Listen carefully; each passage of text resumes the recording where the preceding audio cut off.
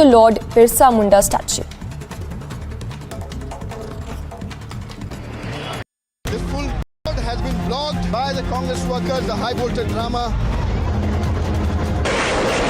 Nancy Pelosi lands in Taiwan.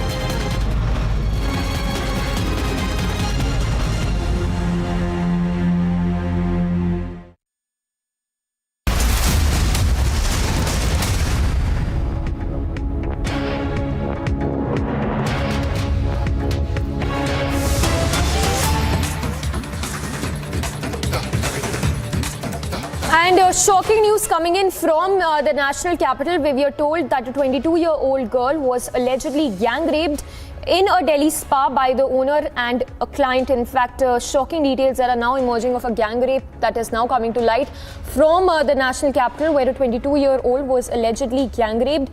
We are told that the girl was working as a masseuse in the spa. She was intoxicated and then raped by the two men. In fact, we are told that an FIR that has also been registered, ensuring further action, and the tweet that has also been put out by Swati Maliwal is what we are given to understand.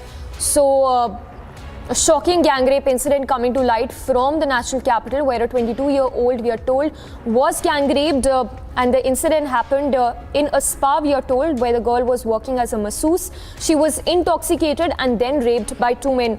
So, very shocking details coming to light of a 22-year-old gang raped. We have Anuj also reporting live.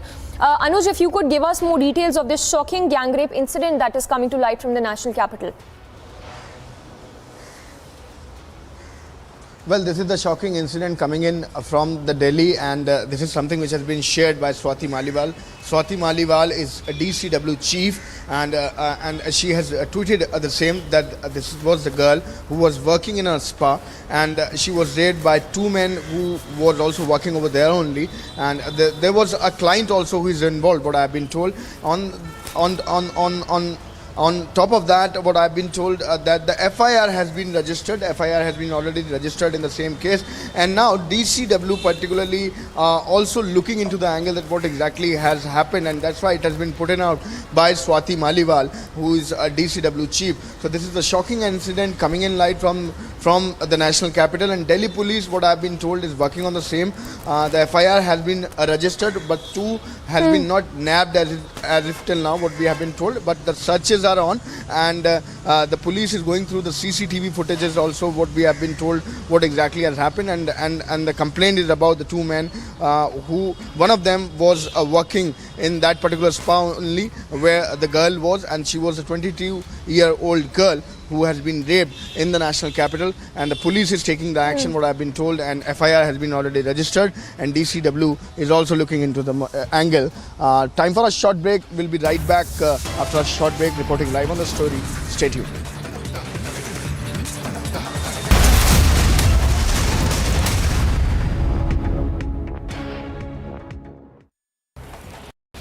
11 people died and several people fell ill after allegedly consuming spurious liquor in Bihar's Saran district. The district magistrate of Saran district and police officials took stock of the situation and also visited the nearby hospitals to check on the victims. Meanwhile, parents also protested regarding this tragedy.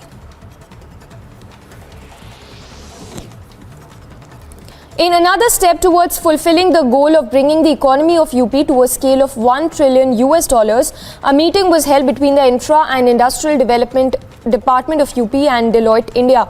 The UP Chief Minister Yogi Adityanath attended the MOU signing program with Deloitte India.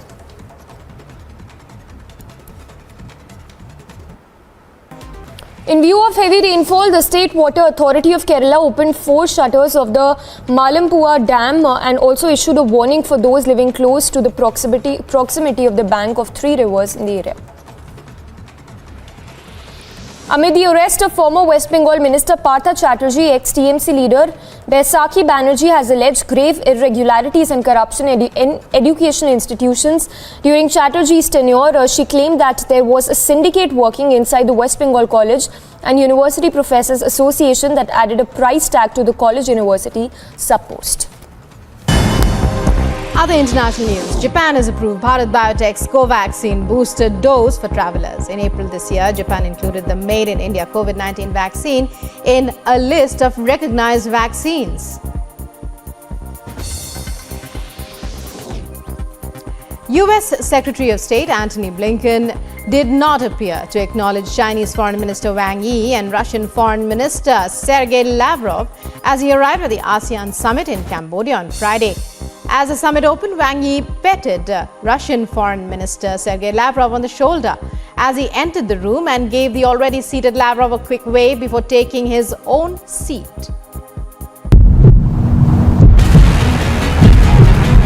He raised the issue of institutions. When the ED goes after you, these protests don't happen. Obviously, you don't understand English. What can I do? I understand English, sir. That's why I'm asking. Mr. Rahul Gandhi raised the issue of institutions. When ED goes after you, these protests don't. Your English is wrong.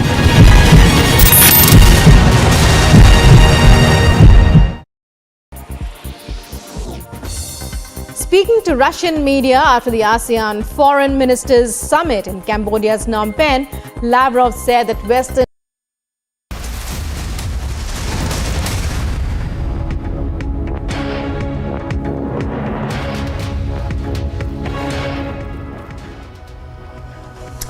And the visuals coming in, this one from Kerala, Munnar, where 2 shops and temple have been submerged as a result of landslide that was reported in the area. However, fortunately, no casualty has been reported. But in the visuals, you can see how 2 shops and a temple have been submerged as a result of landslide in Munnar.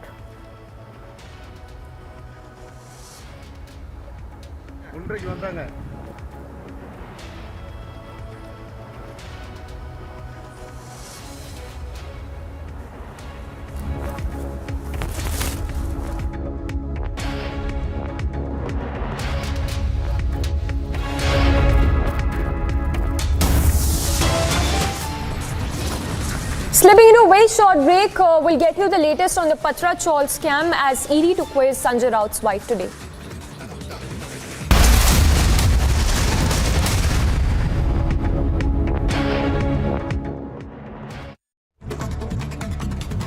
And a roundup of news and brief. Delhi Police has elevated its preparedness for the security arrangements in the national capital on the occasion of 75th Independence Day. The DCP note said that no person or place has been left unverified. Meanwhile, BJP conducted a Tiranga Yatra in Ranchi starting from Gandhi statue in Morabadi ground through the main road of the capital of Jharkhand to the Lord Birsa Munda statue.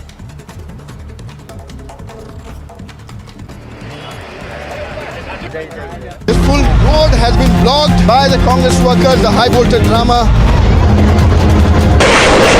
Nancy Pelosi lands in Taiwan.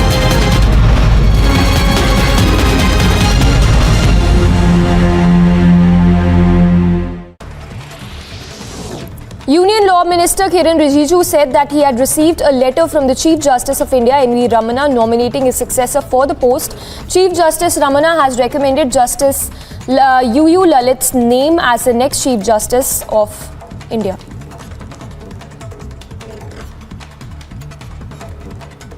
I have received the letter from the Chief Justice of India nominating the next possible successor to become the Chief Justice of India. There is a This full road has been blocked by the Congress workers, the high voltage drama. Nancy Pelosi lands in Taiwan.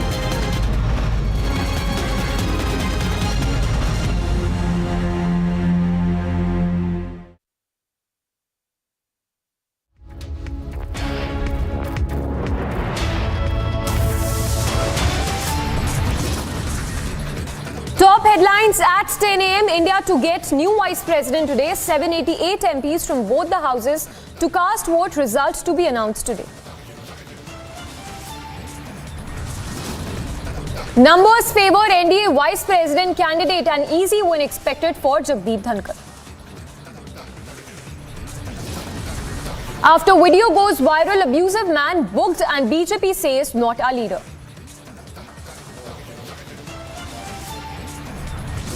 का अपमान है। Congress party को अपने इस कृत्य के लिए देश की जनता से माफी मांगनी चाहिए। UP Chief Minister Yogi Adityanath hits out at Congress on Black Friday protest, demands apology from the Vadra Congress. Indian contingent continue to bring glory for the country. India's gold medal tally stands at 9. Bajrang Punia, Sakshi Malik and Deepak Punia win gold at the Commonwealth.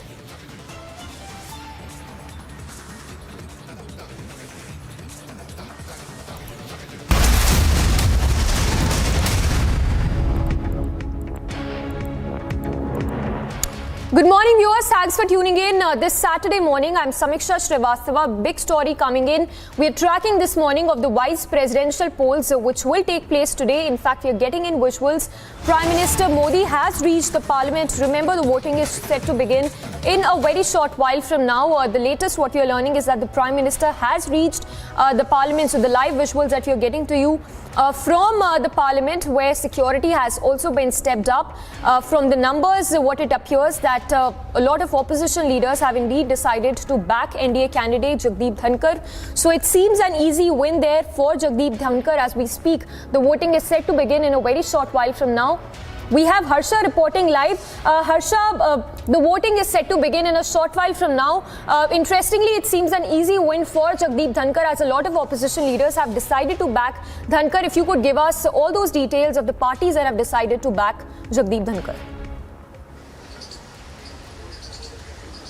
Exactly, Samiksha. Prime Minister Narendra Modi has reached the parliament, and in a short while the voting will also start inside the parliament. And we clearly know that the leaders of both the houses, be it Lok Sabha, Raj Sabha, and in fact the newly nominated MPs of Raj Sabha also will clearly vote for the vice president candidate. Prime Minister Narendra Modi has reached, and now continuously the leaders are reaching inside parliament. I'll show you the visuals from outside the parliament, and from 10 a.m. to 5 p.m. this voting will continue, and the results will be declared as well. After 5 p.m. when voting will be finished, after that the counting will start, and there are several opposition parties also that have supported NDA's candidate Jagdeep Dhankar. If we talk about BSP, if we talk about Shiv Sena, if we talk about BJD, if we talk about TM,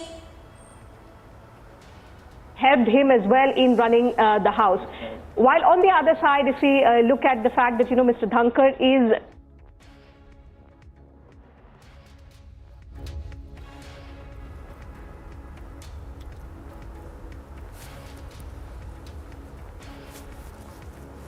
Well, these are the first visuals that we are getting to you right now of Prime Minister Modi, who has in fact arrived at the parliament. The voting is set to begin in a short while from now for the vice president of the country. Remember, India will get its 14th vice president today. It is a competition between Jagdeep Dhankar and Margaret Alva, and from what it appears, it looks like an easy run there for Jagdeep Dhankar, as a lot of opposition leaders have decided to back Jagdeep Dhankar, the former West Bengal governor. So numbers are in favor of Jagdeep Dhankar is what we understand at this point. Remember, a lot of parties, including the likes of JDU and several others, have decided to back Draupadi Murmu, is what we are given to understand. From the JDU, the Shiv Sena, BSP, TDP, BJD, the YSRCP, in fact the AIADMK as well have decided to back Jagdeep Dhankar. Harsha continues to be with us. Harsha, interestingly, the TMC has decided to abstain from the voting. If you could give us the reason as well, because this also happened during the presidential polls, if I'm not wrong. If you could take us through the details. Exactly, Samiksha. TMC clearly said that they will not be present. The leaders will not be present in the parliament for voting because they were upset with Congress's candidate Margaret Alva. At the time when the Prime Minister, Vice President candidate from the opposition was decided, Margaret Alva, TMC clearly stated, Mamata Banerjee clearly made a statement that the candidate was not decided after discussion with us, and we didn't knew that Margaret Alva was the candidate which opposition is fielding. Therefore, they won't support Margaret Alva. But later after that, we also saw या फिर राज्यसभा के, तो उनको मिलाकर जो संख्या है, जरूरी संख्या, वो जरूरी आंकड़े को पार करती हुई नजर आती है। तो ऐसे में निश्चित तौर पर ये माना जा सकता है कि इस चुनाव के बाद जब ऐलान होगा, तब ये जरूर इस बात पर मीडिया की नजर रहेगी कि वो अंतिम आंकड़ा क्या होगा, वो अंतिम मत क्या होंगे जो एनडीए उम्मीदवार को हासिल होंगे और जीत का प्रतिशत कितना बड़ा होगा, यानी मतों का अंतर कितना होगा एनडीए उम्मीदवार जगदीप धनखड़ और विपक्ष के कई जिले के उम्मीदवार मार्गरेट तलवा के बीच में। तो ऐसे में ये हम देखेंगे कि ये अंतर कितना रहने वाला है। लेकिन जिस तरह से टीएमसी ने इसमें शामिल नहीं होने का फैसला किया और कुछ अन्य दलों ने भी जो एनडीए से इतर है उन्होंने भी संकेत दिए कि वो एनडीए उम्मीदवार के समर्थन का ऐलान कर सकते हैं। बहुजन समाज पार्टी मायावती ने पहले ऐलान कर दिया एनडीए उम्मीदवार के समर्थन में, तो निश्चित तौर पर वो आंकड़ा हम और बढ़ता हुआ देख सकते हैं एनडीए उम्मीदवार के समर्थन में। असीम, आज एक लोकतंत्र का बहुत महत्वपूर्ण दिन और हम जानते हैं कि जो राज्यसभा के सभापति की जिम्मेदारी भी उपराष्ट्रपति की होती है। तो ऐसे में निश्चित तौर पर आज हम देख रहे हैं संसद भवन परिसर में जब मतदान प्रक्रिया शुरू हो चुकी है, राज्यसभा के सांसद और लोकसभा के सांसद इस मतदान प्रक्रिया में हिस्सा ले रहे हैं और सबसे पहले प्रधानमंत्री नरेंद्र मोदी पहुंचे हैं मतदान के लिए। बिल्कुल शैलेंद्र, एक बात और जानकारी। So, as you can see in the visuals, Prime Minister seen arriving at the Parliament. Remember, 788 MPs will cast their vote today to elect the next Vice President of the country. The polling is set to begin from 11 a.m. and will conclude at 5 p.m. The results will be announced today itself. From what it appears, Dhankar has an edge over Margaret Alva. BJP alone has, in fact, 394 of 788 votes that are needed. That will be cast. NDA, meanwhile, has claimed that 500 votes are in favor of the NDA candidate. Meanwhile, the opposition so far has support of mere 200 leaders is what we understand. Remember, several opposition leaders, parties have decided to back Jagdeep Dhankar, which include the JDU, Shiv Sena, the BSP, TDP, BJD, YSRCP and the AIADMK.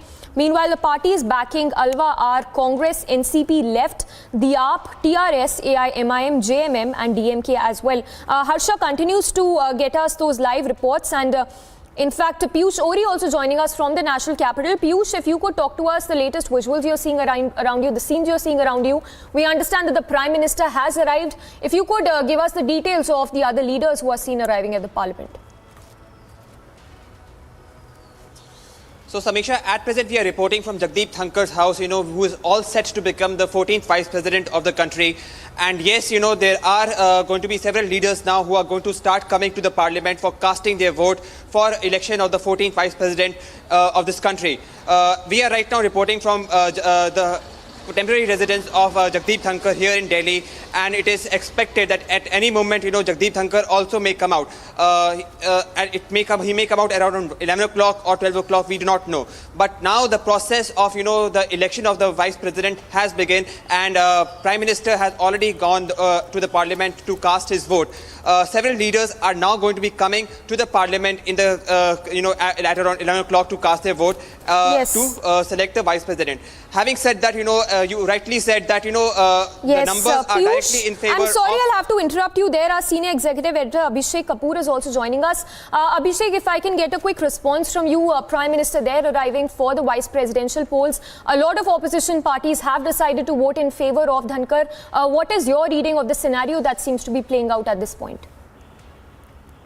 Well, Samiksha, it is clear that Mr. Jagdeep Dhankar would sail through very easy. मतदान करते हैं उसमें मनोनीत सांसदों को भी मौका दिया जाता है, जबकि राष्ट्रपति के चुनाव में मनोनीत सांसदों को ये मतदान का मौका नहीं होता है। इसके साथ ही साथ राष्ट्रपति के चुनाव में तमाम राज्यों की जो विधानसभाएं हैं वहां पर जो विधायक हैं उनको भी मौका मिलता है।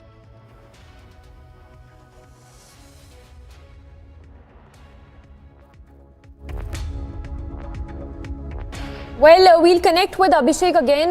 These are the visuals that we are getting to you of the Prime Minister, who is in the Parliament, all set to cast his vote. Remember, the voting is set to begin at 11 a.m. for the Vice President of the country. It's Jagdeep Dhankar versus Margaret Alva for the Vice Presidential polls. The live visuals that we are getting to you right now from the Parliament. We have Abhishek back with us. Abhishek, please complete your point there.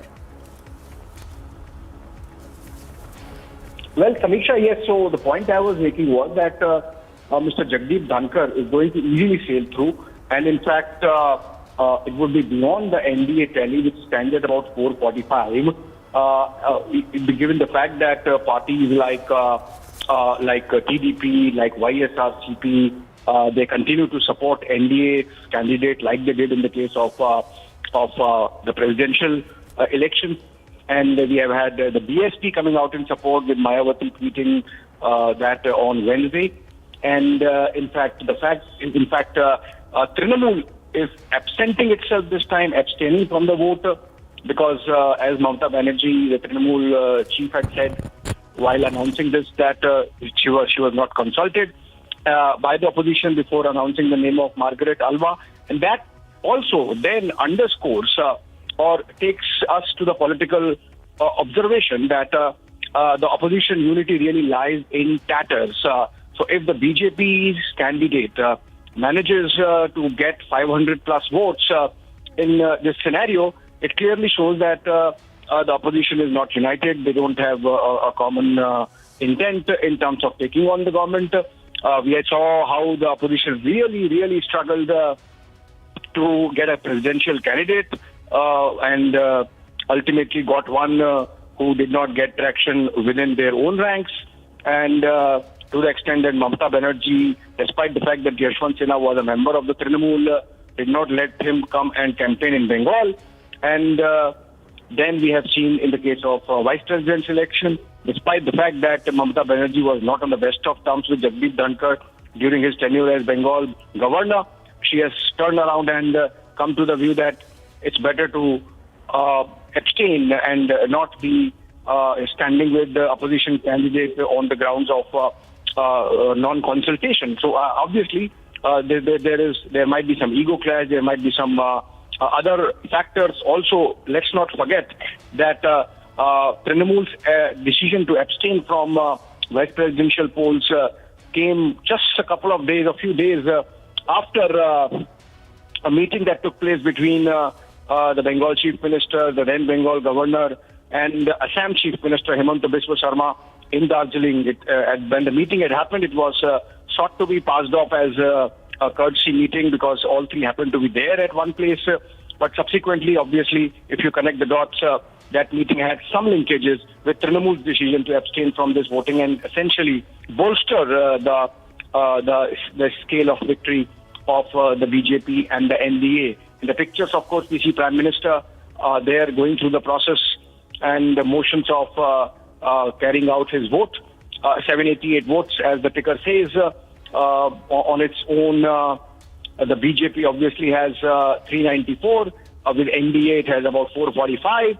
And then the other parties like the BJD, which is not part of the NDA as of now, the YSRCP, the TDP, even the Shiva Sena, Akali Dal, they are coming in to support Dhankar on the issue, on the ground that he's a Jat leader. He comes from the farmers' background, and that was the main selling point of the USP of Mr. Dhankar when his candidature was announced by BJP President JP Nadda. Having said that, like we saw in the case of presidential elections, Samiksha, so in the case of vice president's polls, it might not be very easy, but still the possibility of cross-voting is there.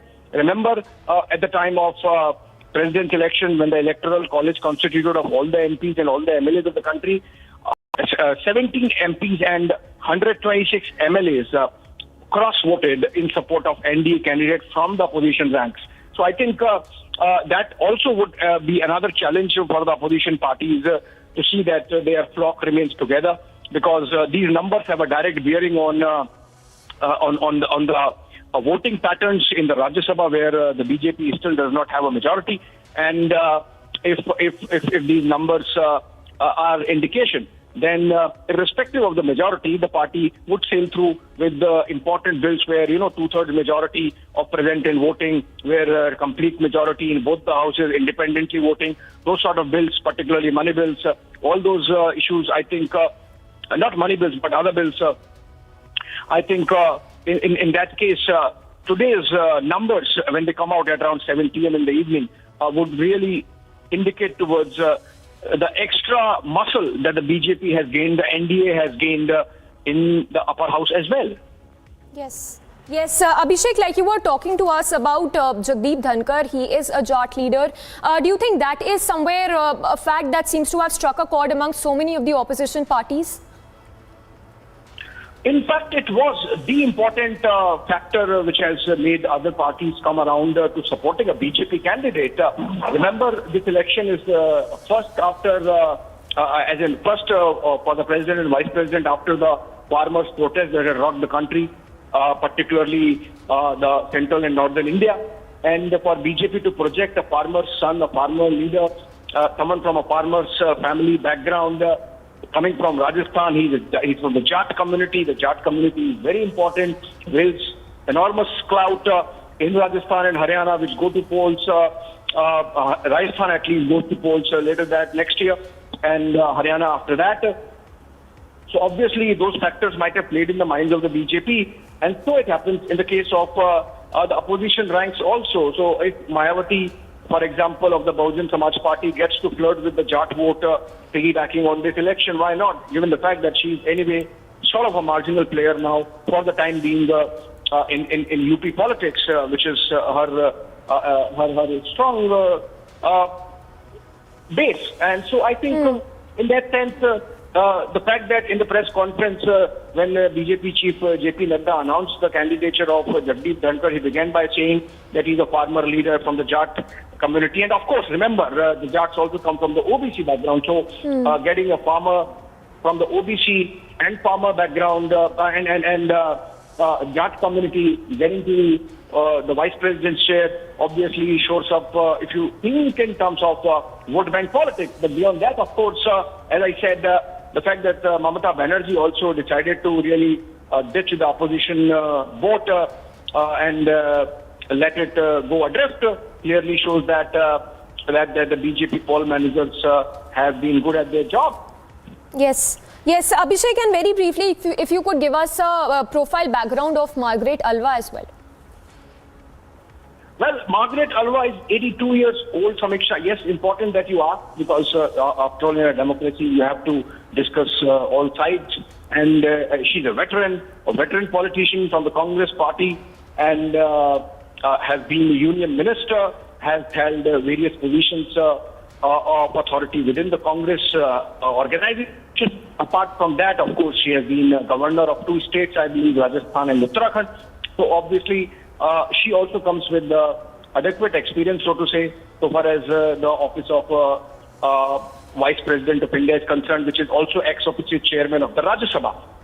Having said that, the numbers simply don't add up for Alva. And interesting that Margaret Alva's name was picked up because she had a very public spat with Sonia Gandhi and a falling out with the Gandhis. And despite that, I think the Congress party agreed to her name, propped up her name, clearly shows that there is such paucity of, probables for these high offices from within opposition ranks. Yes. Abhishek, stay with us. If you could also talk to us about the live visuals that we are getting just a short while back. Prime Minister Modi there also was seen casting his vote. We understand that a lot of updates coming in right now. If you could take us through the details. Samiksha, the picture that we are getting, we can see the Prime Minister there going through the motions of casting his vote. The Vice President's polls happen in the Parliament, and the Electoral College consists of MPs from Lok Sabha and Rajya Sabha.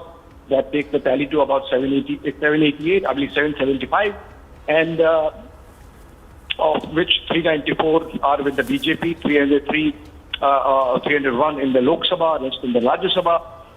Then you add the allies as they stand today for the NDA. That takes the tally to 445, including the JDU.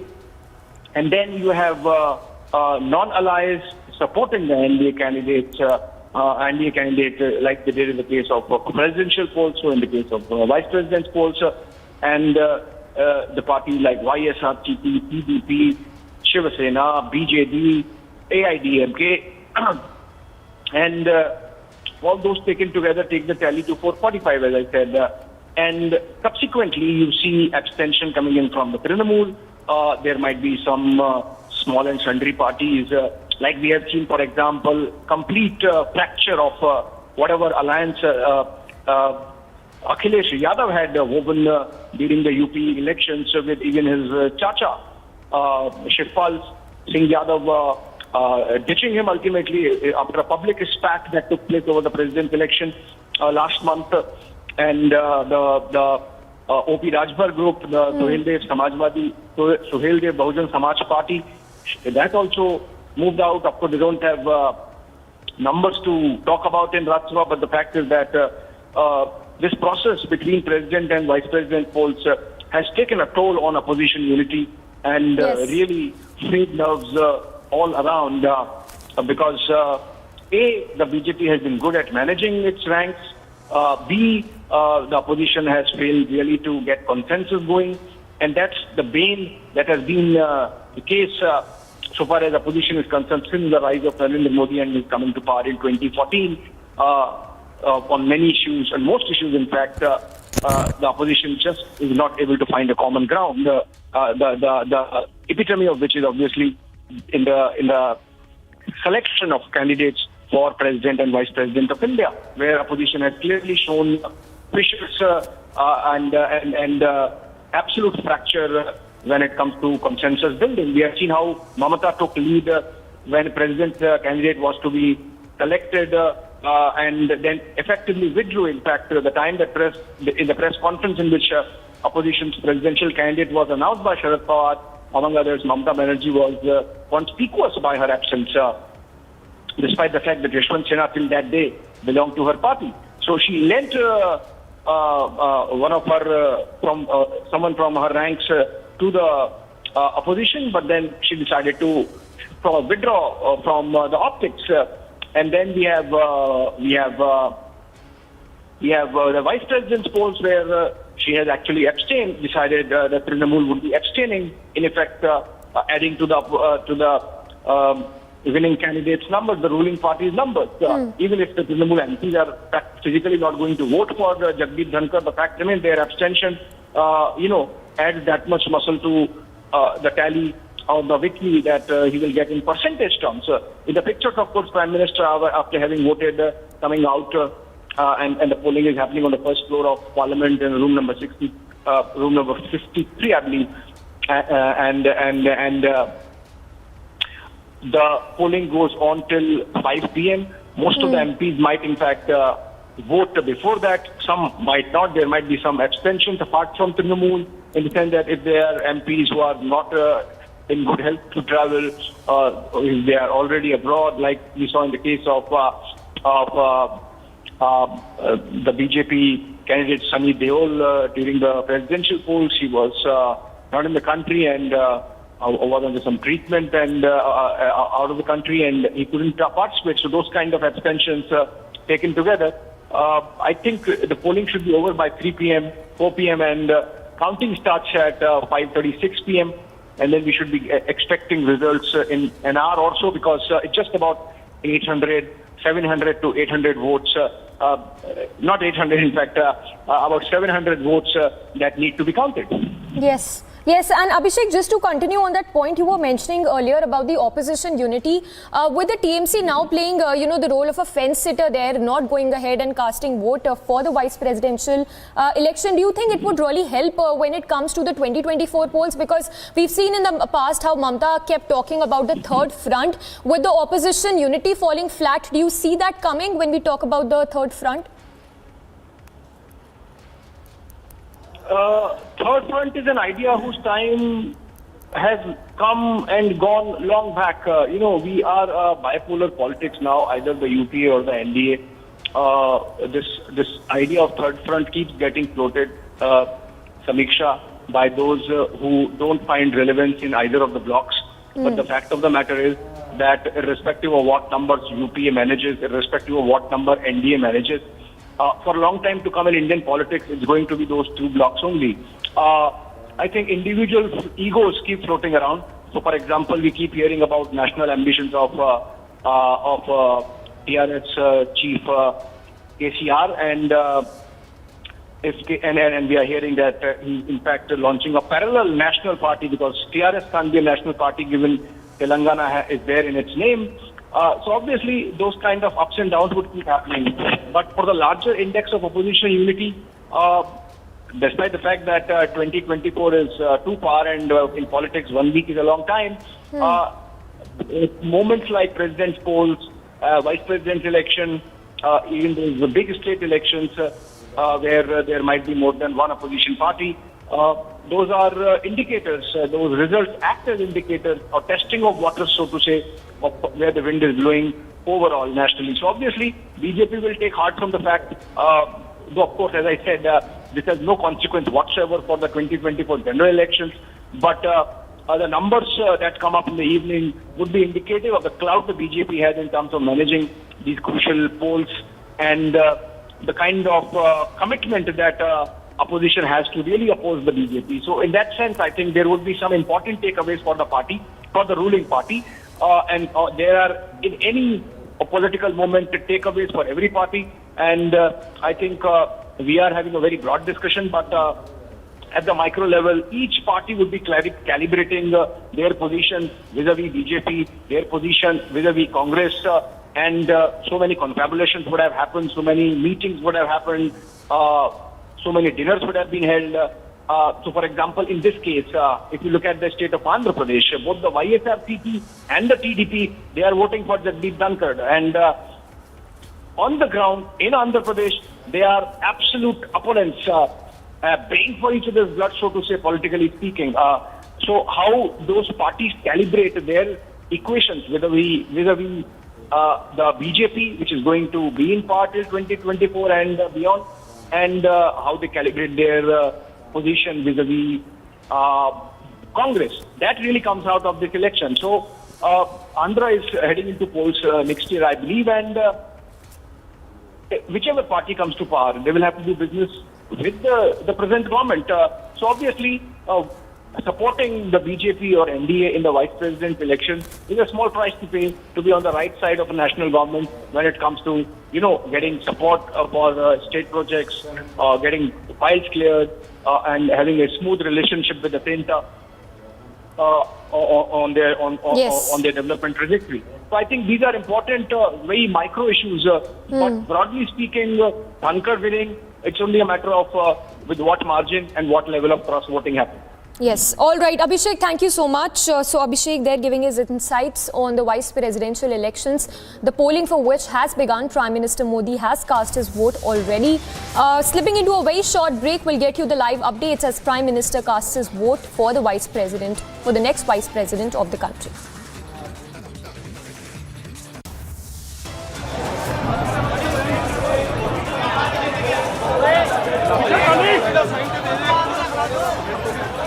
Commonwealth heroes, grand welcome there for our Commonwealth heroes. All the details on the other side.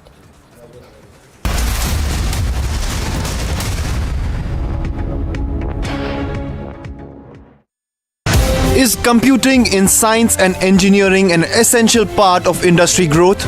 The technology is fast changing, and all the products that we are providing to the society, they require knowledge from interdisciplinary area. Can the study of two different domains make students adept with problem solving? I would just say that apart from getting the educational degrees, focus on developing skills for yourself. To know more, watch Amrita School of Engineering presents Shaping the Future of India this weekend only on Republic TV.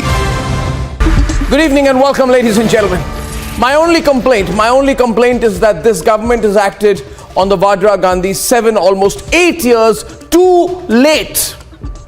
They should have initiated serious fraud and financial embezzling inquiries in 2014 against this corrupt family, not 2022. After all, there is hard evidence, and Republic has been putting it in the public domain that this corrupt family and its corrupt retainers who now talk about institutions, they institutionally misuse their position to aggrandize ill-gotten wealth for themselves. There is so much proof of it, and I'm not just saying it.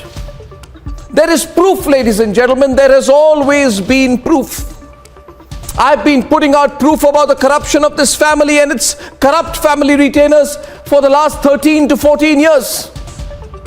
Isn't it true, for example, that when Jignesh Shah, the accused in the 5,600 crore NSEL scam, defrauded 13,000 investors, he rented Rahul and Priyanka Vadra's Mehroli farmhouse, paying them a rent of 6.2 lakh rupees a month. What does that mean? it means that this corrupt family created a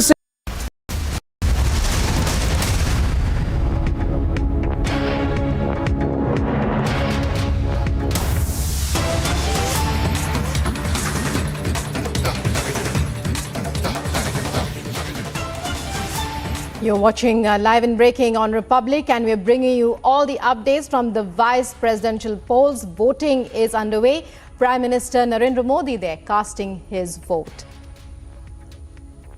Prime Minister, earlier we had shown you visuals of the Prime Minister arriving in Parliament.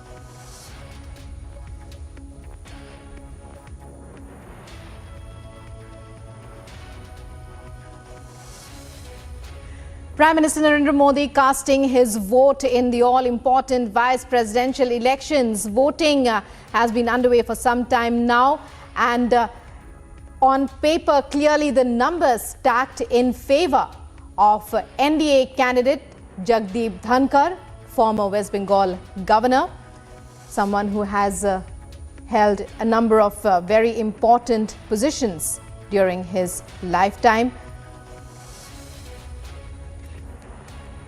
And Prime Minister Narendra Modi there casting his vote.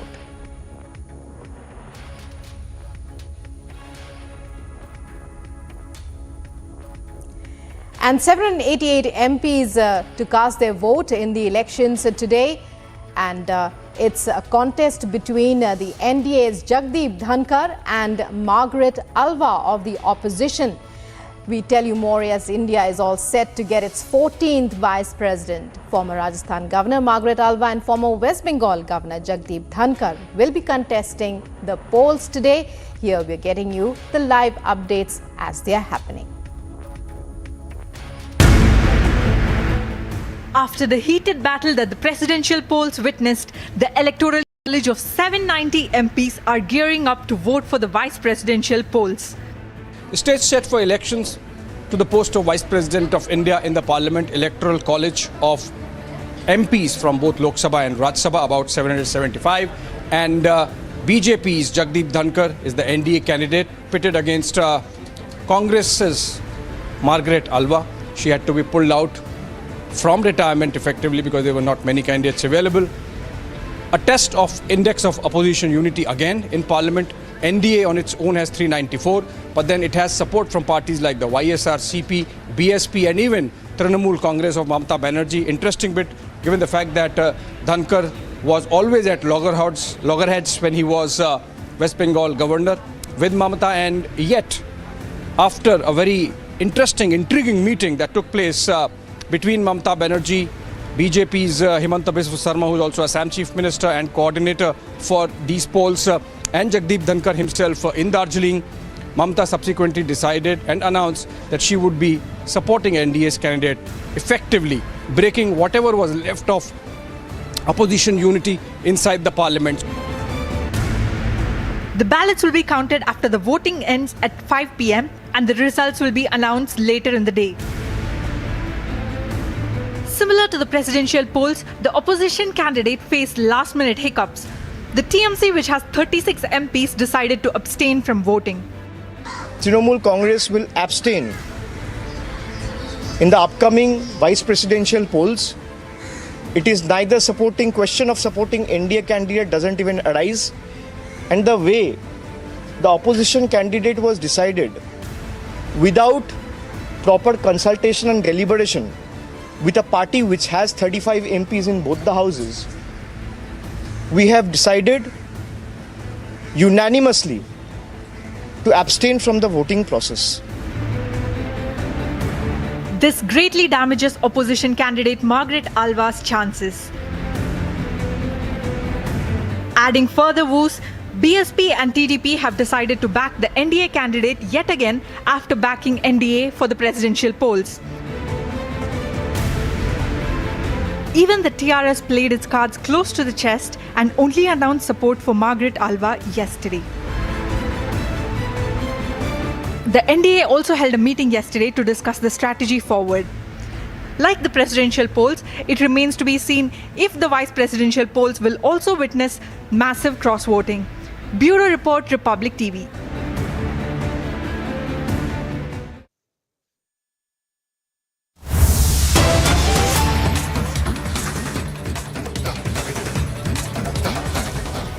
And breaking news coming in now on the Patra Chaul land scam. Visuals there from Mumbai. Varsha Raut, wife of Sanjay Raut, who has been summoned by the ED, now appearing at the ED office. We'll try and get in touch with our reporter in the latest in the more than 1,000 crore Patra Chaul land scam, a major development as Varsha Raut appears in the ED office. Alisha covering this breaking development. Alisha, it's over to you. Give us a sense of Varsha Raut there, we believe, at the ED office. We can clearly see that Varsha Raut has reached Enforcement Directorate office in Mumbai. She has left 45 minutes ago, where we saw the visuals of her leaving, and she's been accompanied by Sanjay Raut, her brother, that is Sunil Raut, and she is now has entered the ED office, and now she's been questioned over the Patra Chaul case. Importantly, we know that in the last hearing where Sanjay Raut was produced before the court for the extension of the custody, but and what has been revealed by the Enforcement Directorate, clearly mentioning there are 1.8 crore that was transferred in the account of Sanjay Raut wife Varsha Raut account, and which is why Enforcement Directorate need his, that is Sanjay Raut, custody. Now we have been seeing pictures first on Republic of Varsha Raut, who has reached ED office, and she will be grilled. And what we have been told by our sources as well, that she might get confronted with Sanjay Raut, who is already in Enforcement Directorate custody till 8th of August. So she could be confronted on the documents that has been recovered by ED in the searches that was conducted. And if I remember the points that was made by ED in the last hearing, the custody, while asking for the extension of the custody, where ED has clearly made out some important points. There are the new documents that has come forward and that need to be confronted with Sanjay Raut, because it's not only the flat that has been brought in Dadar that has already been seized by Enforcement Directorate in the month of April, but even there are many lands, there are there are 10 parcels and 8 agreements that was brought in the name of Varsha Raut and Swapna Patkar. So that is also under the scrutiny of Enforcement Directorate, and which is why the time Enforcement Directorate got the custody of Sanjay Raut till 8th of August. Right after that, Varsha Raut was summoned. She asked to appear before the ED at 11 a.m. is what we have been told, and which is why we can see in the visuals that she's sitting inside her car. As of now, she didn't came out of her car and didn't enter the ED office because she's been summoned for 11 a.m. She's been asked to appear before the ED at 11 a.m., which is why she's been sitting in the car, is what we can see at this point of time. She's also accompanied by Sanjay Raut, a brother, that is Sunil Raut, and of course we'll also wait for an bite for an official statement that will come in for the Sunil Raut, because we have been witnessing whether the time Sanjay Raut, who was summoned earlier, on first he was summoned and he appeared before the Enforcement Directorate. Moreover, there was the race that was conducted, and then by around 12 a.m. where Sanjay Raut was arrested by Enforcement Directorate for non-cooperating, and also there are unaccounted cash that was recovered. Also there are the documents that has been recovered by Enforcement Directorate. But moreover, it will be a very important it will be very important interrogation of Varsha Raut, because if she has the idea what has really happened, because even the statement that was given by Swapna Patkar, known to be a very much important witness in this case, she has already stated that there are many land parcels that was brought in the name of Sanjay Raut and Varsha Raut. Basically, the land that belongs to Sanjay Raut, but in the name of Swapna Patkar and Varsha Raut. So that question is going to be asked by the Enforcement Directorate to Varsha Raut as well. And what we have been known that there could be a confrontation. ED can confront Varsha Raut and Sanjay Raut in the same documents that has been recovered by Enforcement Directorate, that has been seized by Enforcement Directorate. It's a document of properties that owned by Varsha Raut and Sanjay Raut in this whole Patra Chaul case. Now let me come to the Patra Chaul, because it's very important to understand. It's a case of 2008 where the tenant society has given a proposal by Guru Ashish Construction Private Limited, that is the Pravin Raut, who was the director, and also in between between the Mahada. So after all this, we know that the case that was registered first by Economic Offence Wing of Mumbai Police, and later Enforcement Directorate was looking into the matter. There are several transactions that has come forward before the Enforcement Directorate, and we know that in the last hearing that was made before the court, before the special PMLA court, while asking for the extension of the custody of Sanjay Raut, what has really mentioned is 1.8 crore the money that was transferred in the account of Varsha Raut, and not only that, there was 1.17 crore in cash that was given to Sanjay Raut by Pravin Raut. So these are all the allegations, and the time court extend the custody of Sanjay Raut till 8th of August. The same day Varsha Raut was summoned by the Enforcement Directorate. She was asked to appear by 11 am, and she has reached here. I'll just show you the visuals in and around, because she's been asked to appear before the Enforcement Directorate by 11 am, and which is why she's been waiting right outside the ED office.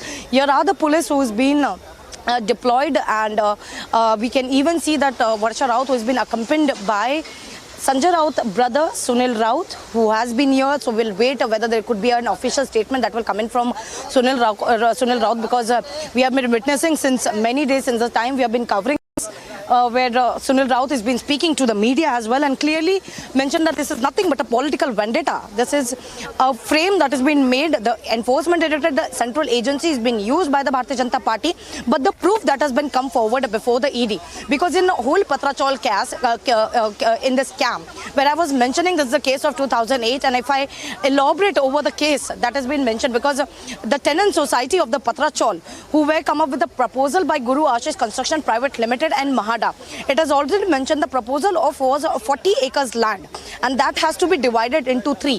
One portion will be given to the tenant society, that is the people of the Patrachal. Second will be given will be taken by Guru Ashish Construction Private Limited, where the Pravin Raut was the director, and third will be Mahada.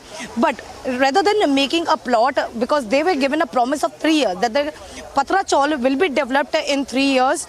It will be a rehab project that will be developed in 3 years, but that never happened. It's been 14 years, and still we are seeing that there are people who are still waiting that they will get a flat some of the either day. They have been fighting for their own hard-earned money, but yet there is no plot has been given. But what has come to a light, because Enforcement Directorate in the month of April has already attached properties assets worth rupees 11.5 crore is what we have been told, which also include the flat in Dadar, because in this whole 1034 crore which has come forward, where the Enforcement Directorate is probing the allegations in the Patrachal case, where 83 lakhs that was transferred from the account of Madhuri Raut, that is a wife of Pravin Raut, to Varsha Raut account, and that is the flat that has been given. Okay, I'll just show you the pictures right outside the Enforcement Directorate. She has come out of the car and might be like speaking to her lawyers, because even yesterday, as she was summoned for today, she was asked to appear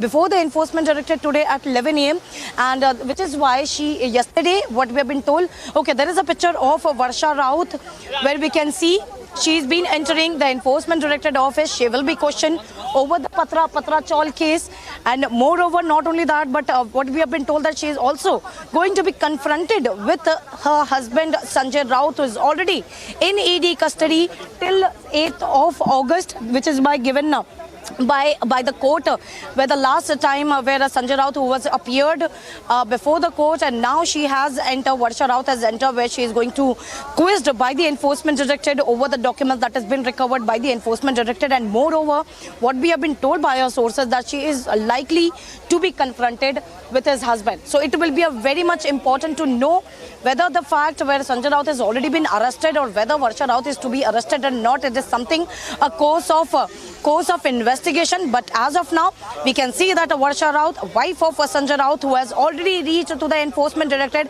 and she will be grilled over the Patrachal scam with the documents that has been recovered by Enforcement Directorate. Minute-to-minute update only on Republic TV. We'll be back after a short break. Stay tuned.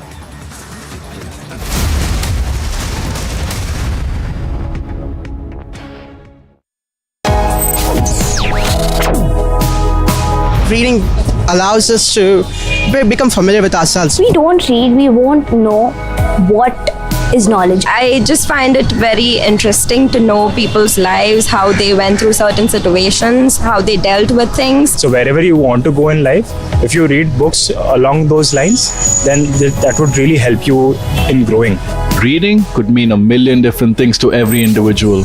What does it mean to you? Visit readindia.info to find out more. The full road has been blocked by the Congress workers, the high voltage drama. Nancy Pelosi lands in Taiwan.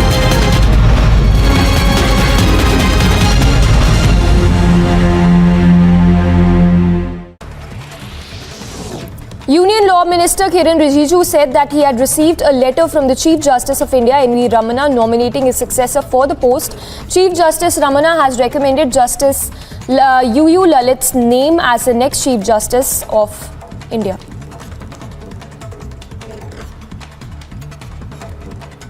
I have received the letter from the Chief Justice of India nominating the next possible successor to become the Chief Justice of India. There is a process, we are following the process, and in due course of time, we will do all the necessary action. Ukrainian soldiers used self-propelled artillery in the Kharkiv region, and the action took place while Russia continued to shell Ukraine's second largest city and to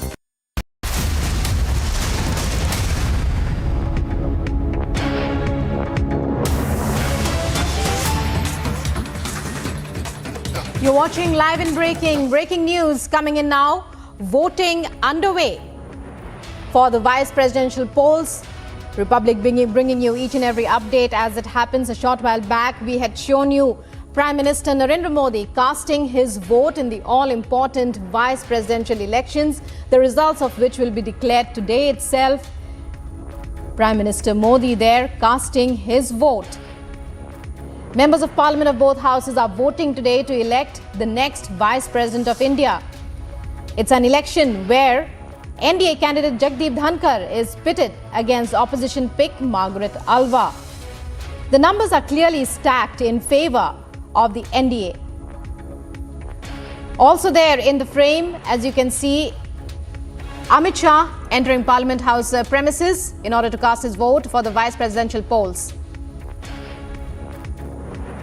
NDA candidate Jagdeep Dhankar, former West Bengal governor, clearly has the numbers stacked in his favor. He is pitted against the opposition's Margaret Alva. Amit Shah there arriving to cast his vote in the vice presidential elections. It's very likely to be an easy win, it is being said, for NDA candidate Jagdeep Dhankar. As you can see, the premises of Parliament House today filled with the top brass of almost all political parties. Members of Parliament of both houses voting to elect the next Vice President of India. Amit Shah there. A short while back, we had seen Prime Minister Narendra Modi there casting his vote. It's a contest that is expected to be an easy win for Jagdeep Dhankar. He is pitted against the opposition's Margaret Alva.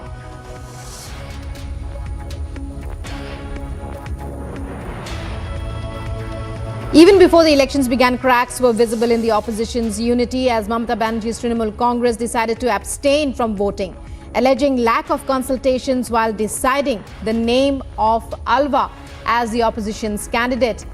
Now we see voting is underway. The results will be declared today itself. Nearly 800 members of parliament likely to cast their vote. Harsha to tell us about the updates as they are happening. Harsha, we just saw the Prime Minister a short while back. Now Amit Shah arriving to cast his vote. It's over to you. Give us some more updates. Exactly. Now, when we saw first that the Prime Minister Narendra Modi casted his vote inside for the Vice President candidate, and now HM Amit Shah has also reached inside Parliament, and we are clearly getting the visuals from inside the Parliament as to how HM Amit Shah is now inside the Parliament, and he will cast his vote for the Vice President candidate. Clearly, this is a very important polling because the 14th Vice President for the country is to be elected. If we talk about Margaret Alva and Jagdeep Dhankar, both are the veteran leaders. Jagdeep Dhankar, 71 years, and Margaret Alva, a Congress veteran of 80 years. Both have the immense wide experience too. Margaret Alva has also sent a video message yesterday also, and at Mallikarjun Kharge residence yesterday, a meeting of all the opposition parties who were supporting Margaret Alva, be it JMM, Aam Aadmi Party and TRS, all the political leaders were present there. Though at Jagdeep Dhankar's residence also there were many BJP leaders which had dinner yesterday, and Jagdeep Dhankar thanking all the BJP MPs as well as the ND alliances as well, like BSP, BJD, YSR, CP, Shiv Sena, all who were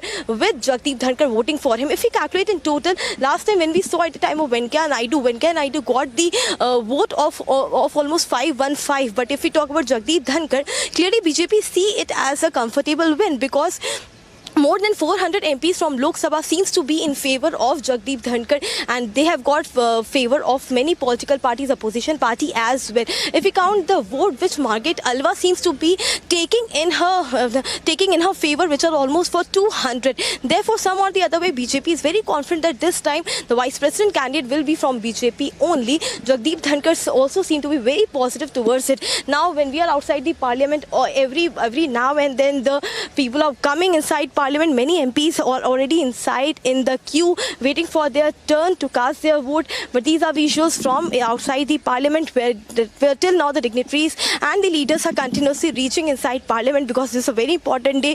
From 10 a.m. till 5 p.m. the vote will be casted inside Parliament, and today only the ballots will be counted as told by returning officer. We are expecting by 6 or 7 o'clock the result will be declared, and we will get to know who is the 14th Vice President of the country. Which India is getting. Is it Jagdeep Dhankar or Margaret Alva? And clearly, if we see the numbers and if we talk about their experiences, Margaret Alva has served as a governor of Rajasthan and Uttarakhand, and Jagdeep Dhankar, former governor of West Bengal.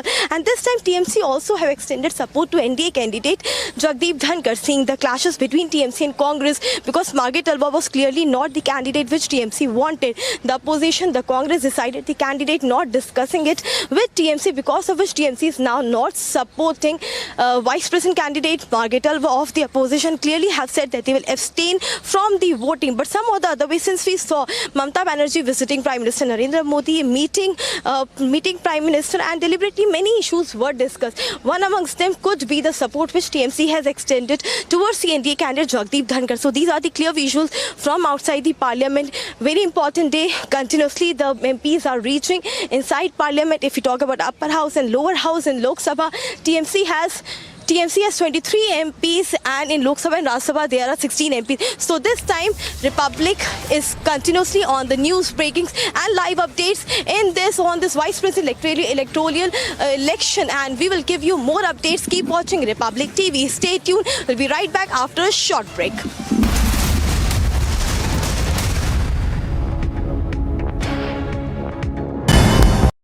Other international news. Japan has approved Bharat Biotech's Covaxin booster dose for travelers. In April this year, Japan included the Made in India COVID-19 vaccine in a list of recognized vaccines. US Secretary of State Antony Blinken did not appear to acknowledge Chinese Foreign Minister Wang Yi and Russian Foreign Minister Sergei Lavrov as he arrived at the ASEAN summit in Cambodia on Friday. As the summit opened, Wang Yi petted Russian Foreign Minister Sergei Lavrov on the shoulder as he entered the room and gave the already seated Lavrov a quick wave before taking his own seat.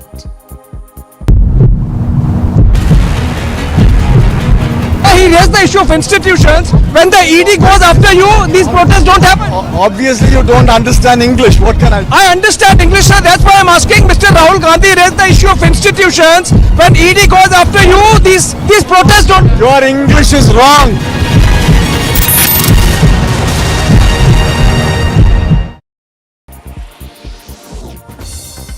Speaking to Russian media after the ASEAN Foreign Ministers Summit in Cambodia's Phnom Penh, Lavrov said that Western countries are not granted the power to decide whether Russia can be represented in the UN at the General Assembly in September.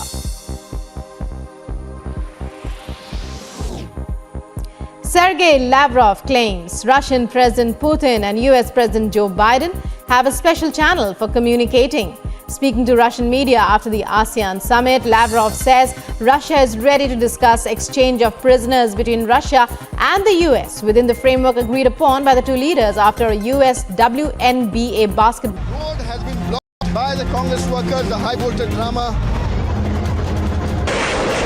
Nancy Pelosi lands in Taiwan.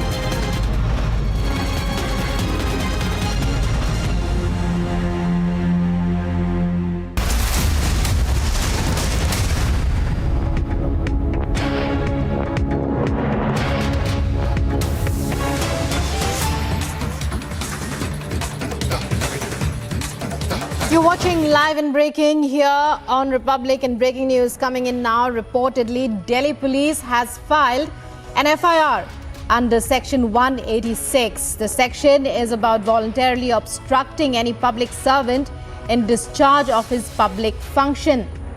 Also, Section 188 and 332, voluntarily causing hurt to deter public servant from his duty. And 34 IPC in connection with yesterday's Congress protest. And a number of people are named in the FIR.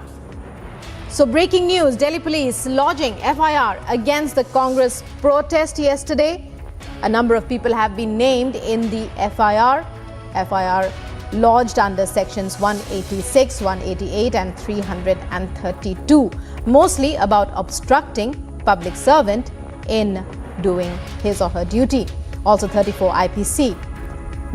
This FIR is all in connection with yesterday's protest, in which there was high drama in the streets of Delhi as the Congress High Command called for a pan-India protest, calling on all CWC workers to protest against price rise ostensibly, but then it was later revealed that the main purpose was against the ED action in various corruption cases, particularly in the National Herald case. Now, an FIR has been launched over yesterday's protest that the Congress party held. Its top leaders, including Rahul and Priyanka, had come out on the streets.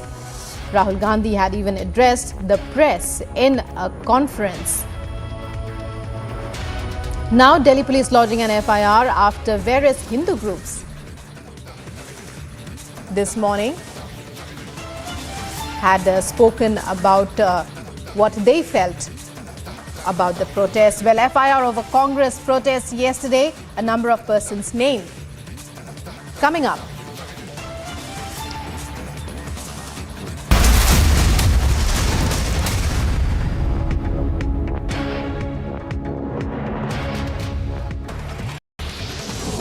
Union Law Minister Kiran Rijiju said that he had received a letter from the Chief Justice of India, N.V. Ramana, nominating his successor for the post. Chief Justice Ramana has recommended Justice UU Lalit's name as the next Chief Justice of India.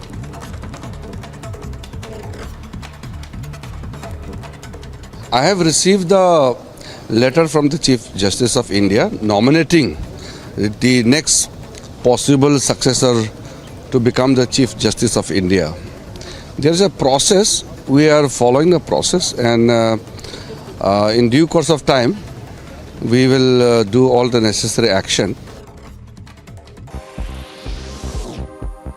Ukrainian soldiers used self-propelled artillery in the Kharkiv region, and the action took place while Russia continued to shell Ukraine's second largest city and to press its offensive in the east, while Ukraine tries to retake territory in the Russian-occupied south.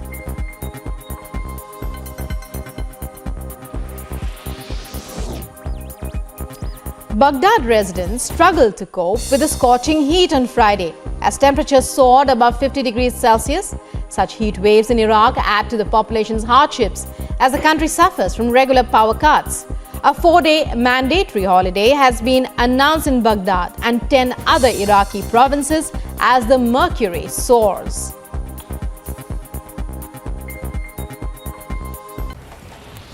11 people died and several people fell ill after allegedly consuming spurious liquor in Bihar's Saran district. The district magistrate of Saran district and police officials took stock of the situation and also visited the nearby hospitals to check on the victims. Meanwhile, parents also protested regarding this tragedy.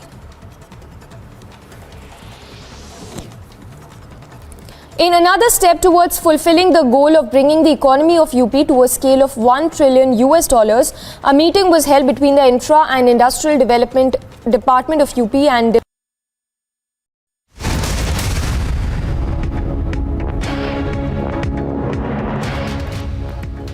Good morning, viewers. Thanks for tuning in. Tracking the big story coming in. This is with regard to the Congress protest that was staged on Friday. Latest, what we are getting to know is that the Delhi police has registered an FIR. And this FIR has been registered under sections including 188, 332 for causing hurt to deter public servant from his duty. In fact, 34 of the IPC as well, in connection with the Friday protest that was staged by the Congress leader. In fact, some people have also been named, Congress leaders that have also been named in this particular FIR that has been filed. In fact, the BJP alleging that Priyanka Gandhi twisted the arm of the police personnel. The FIR that has been registered against the Congress leaders. BJP alleging that the Congress MPs manhandled the personnel is what we are given to understand. Details of this FIR that has been filed has been accessed by Republic. BJP alleging that Rahul Gandhi tore shirt of the personnel, also alleging that Priyanka Gandhi twisted the arm of the personnel. These are the visuals, in fact, that we are showing to you of how Priyanka Gandhi Vadra, she crossed the barricades. And this protest that was staged by the Congress against what they term as price rise in the country. We have Anuj reporting live. Anuj, if you could share the details of this FIR that has been registered. Well, exactly, that's the latest what we have been told, that the FIR has been already registered, and as we do know that this was 144 which was already imposed, and this was very much clear by the Delhi police that you are not allowed to do any kind of protest, you are not allowed to do any kind of march. But we have seen what has happened on the street of the national capital yesterday. What I have been told, the Delhi police has now taken the action, and if we talk about the section, then I have been told that this is 186, 188, 332, 34 of the IPC, under which the FIR has been already registered by the Delhi police. So this is going to be very, very important now, that what exactly is going to be the next course of action from the Delhi police. But as we have seen it yesterday, how the barricades was broken by the Karyakartas of the Congress party. We were there at the AICC headquarters, and we have seen what has happened outside the parliament also. So there again and again the clear warning was given by the Delhi police personnel that 144 is imposed and there is no permission for any kind of protest or any kind of march.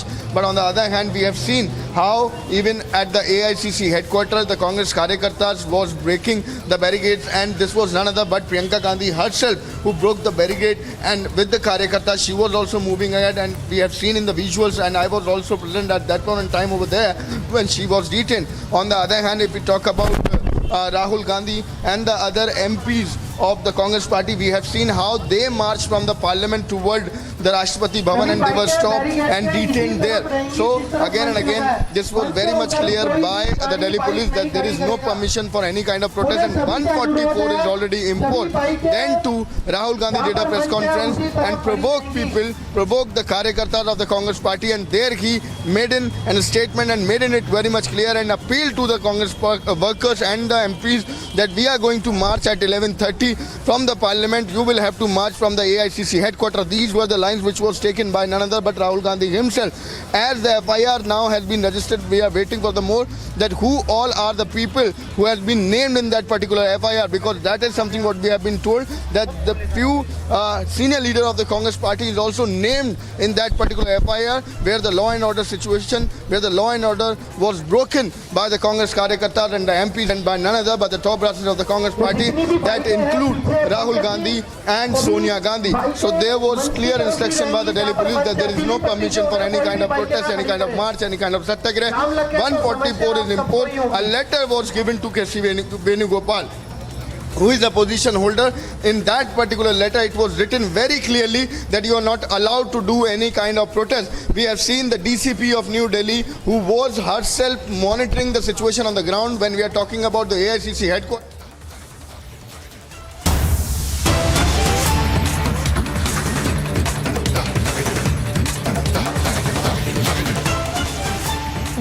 these are the visuals that we are getting to you right now on in regard to the vice presidential polls. There you have Home Minister Amit Shah, who has cast his vote for the 14th vice president of the country. As you can see, the live visuals coming to you of the voting that has begun. In fact, we can see Manmohan Singh as well, the former prime minister of the country, who is also all set to cast his vote. Amit Shah, of course, has cast his vote, as you can see in those visuals. So the voting has begun. Just a short while back, we also showed you how the prime minister has also cast his vote for the vice presidential election.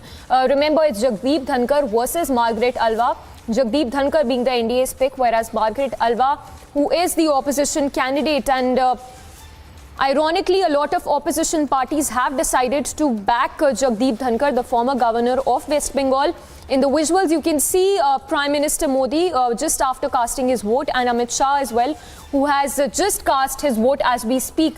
So the live visuals coming to you right now. Harsha continues to be with us, reporting live from outside the parliament. Harsha, if you could give us details of who all have cast their vote till now. We understand Amit Shah, Prime Minister, have cast their vote already. Exactly, Samiksha. Let me tell you that firstly, the first vote was casted by Prime Minister Narendra Modi, and after that we saw HM Amit Shah reaching Parliament and there inside casting his vote. But after that we also saw Nitin Gadkari and Rajnath Singh has also reached Parliament. So we're expecting that after HM Amit Shah, Nitin Gadkari, Rajnath Singh will be casting their votes. We are seeing long queues of MPs who are continuously reaching both the houses of Lok Sabha and Rajya Sabha to cast their vote. That is a very important day. From 10 to 5 p.m. the vote will be only casted, and after 5 o'clock, yani ki post 5 o'clock, the counting of ballots will clearly take place, and the announcement of the new vice president of the country will be announced by the returning officer. So clearly the voting has started. Until now, HM and PM have voted. Now Nitin Gadkari, Rajnath Singh, Nirmala Sitharaman and other dignitaries will be voting. Sorry.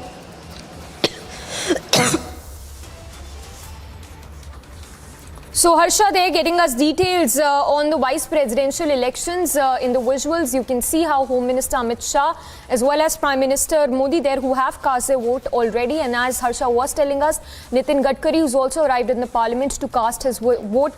So all eyes on the outcome of these vice presidential elections. Remember, the results will be declared today itself by 7 p.m. We are expecting the vote results to be out. It's the race to Raisina, so the voting has begun. Prime Minister was the first to cast his vote. In fact, remember, 788 MPs to be precise will be casting their vote today. And what we understand as of now is that a lot of opposition parties, including the JDU, Shiv Sena, BSP, TDP, BJD, YSRCP, the AIADMK, have decided to back Jagdeep Dhankar.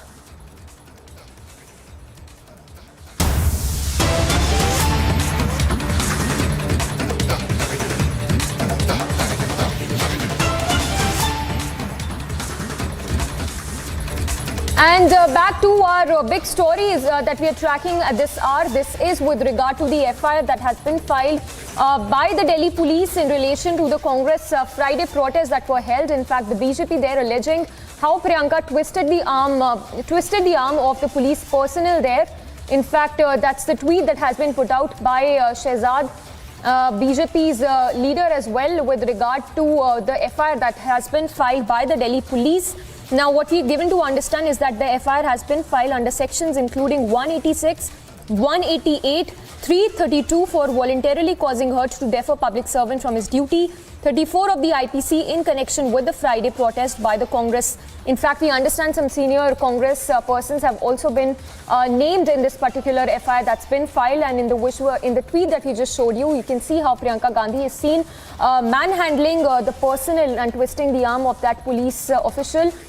So the Delhi police lodging an FIR against the Congress leaders there. BJP alleging that Rahul Gandhi, the Gandhi sign, tore the shirt of the personnel is what we understand. And not just that, Priyanka Gandhi also twisted the arm of the personnel. We have Shehzad Poonawala of the BJP joining us. Sir, good morning to you. If you could give us details of this FIR that has been registered against the senior Congress leaders, and how we can also see in the picture that we just put out how Priyanka Gandhi Vadra is seen twisting the arm, in fact, of the personnel on duty.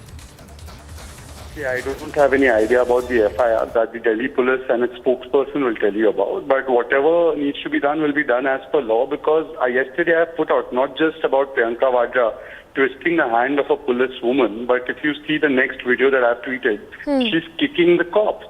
Now, you see, you may have a difference of opinion about whether you have a right to protest or not, but certainly you can't use your hands on anybody in uniform or obstruct a government servant, even if you seem to be right. So there is absolutely no right to touch a cop, to hit a cop, to kick a cop, to twist the hand of a cop. And this is not the first time. If you go back to Republic's own coverage, you'll see that Renuka Chaudhary was holding the collar of a cop. Please put out that picture. In Assam, you remember the cops were beaten up by Congress people.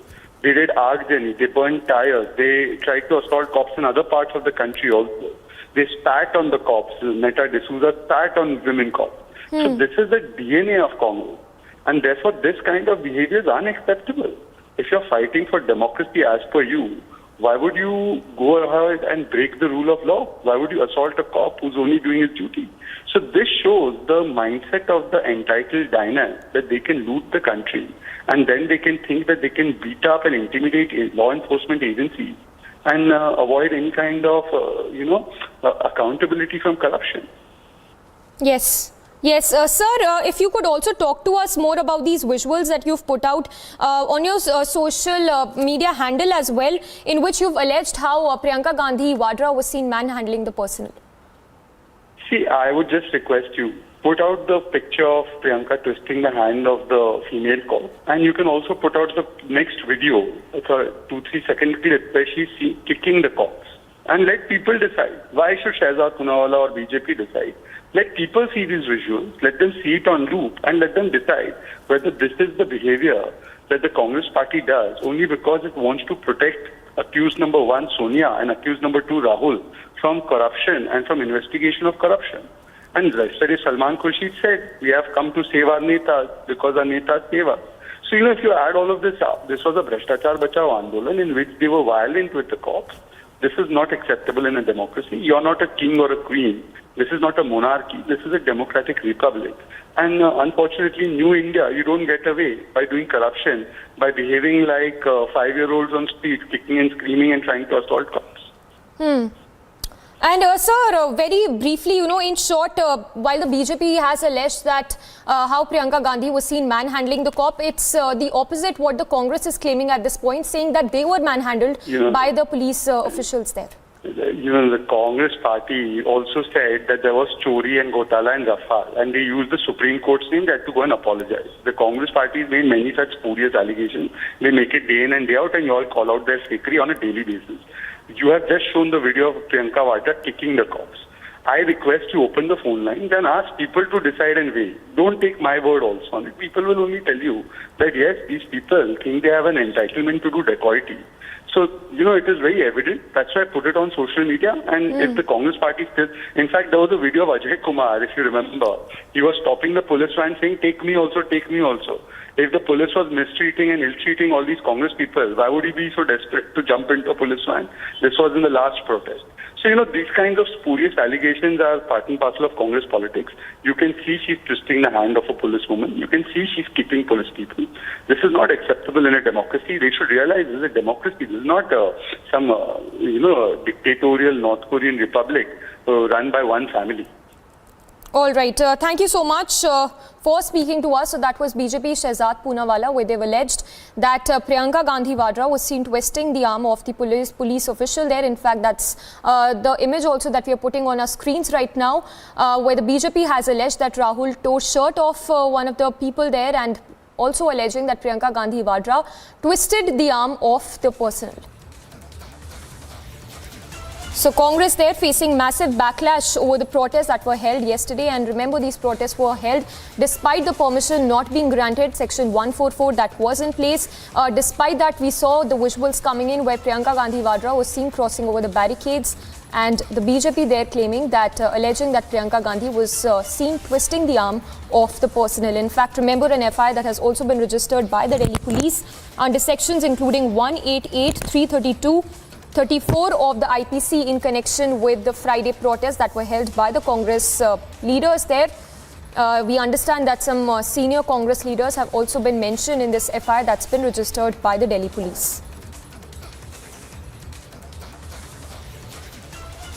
So, an FIR that has been registered by the Delhi police. Remember, Congress is facing massive backlash with a lot of priests as well condemning this protest that were held, because the protest came significant to note that the protest happened on a day that marked the foundation day of 2 years of the Ram Janmabhoomi, when the foundation stone was laid.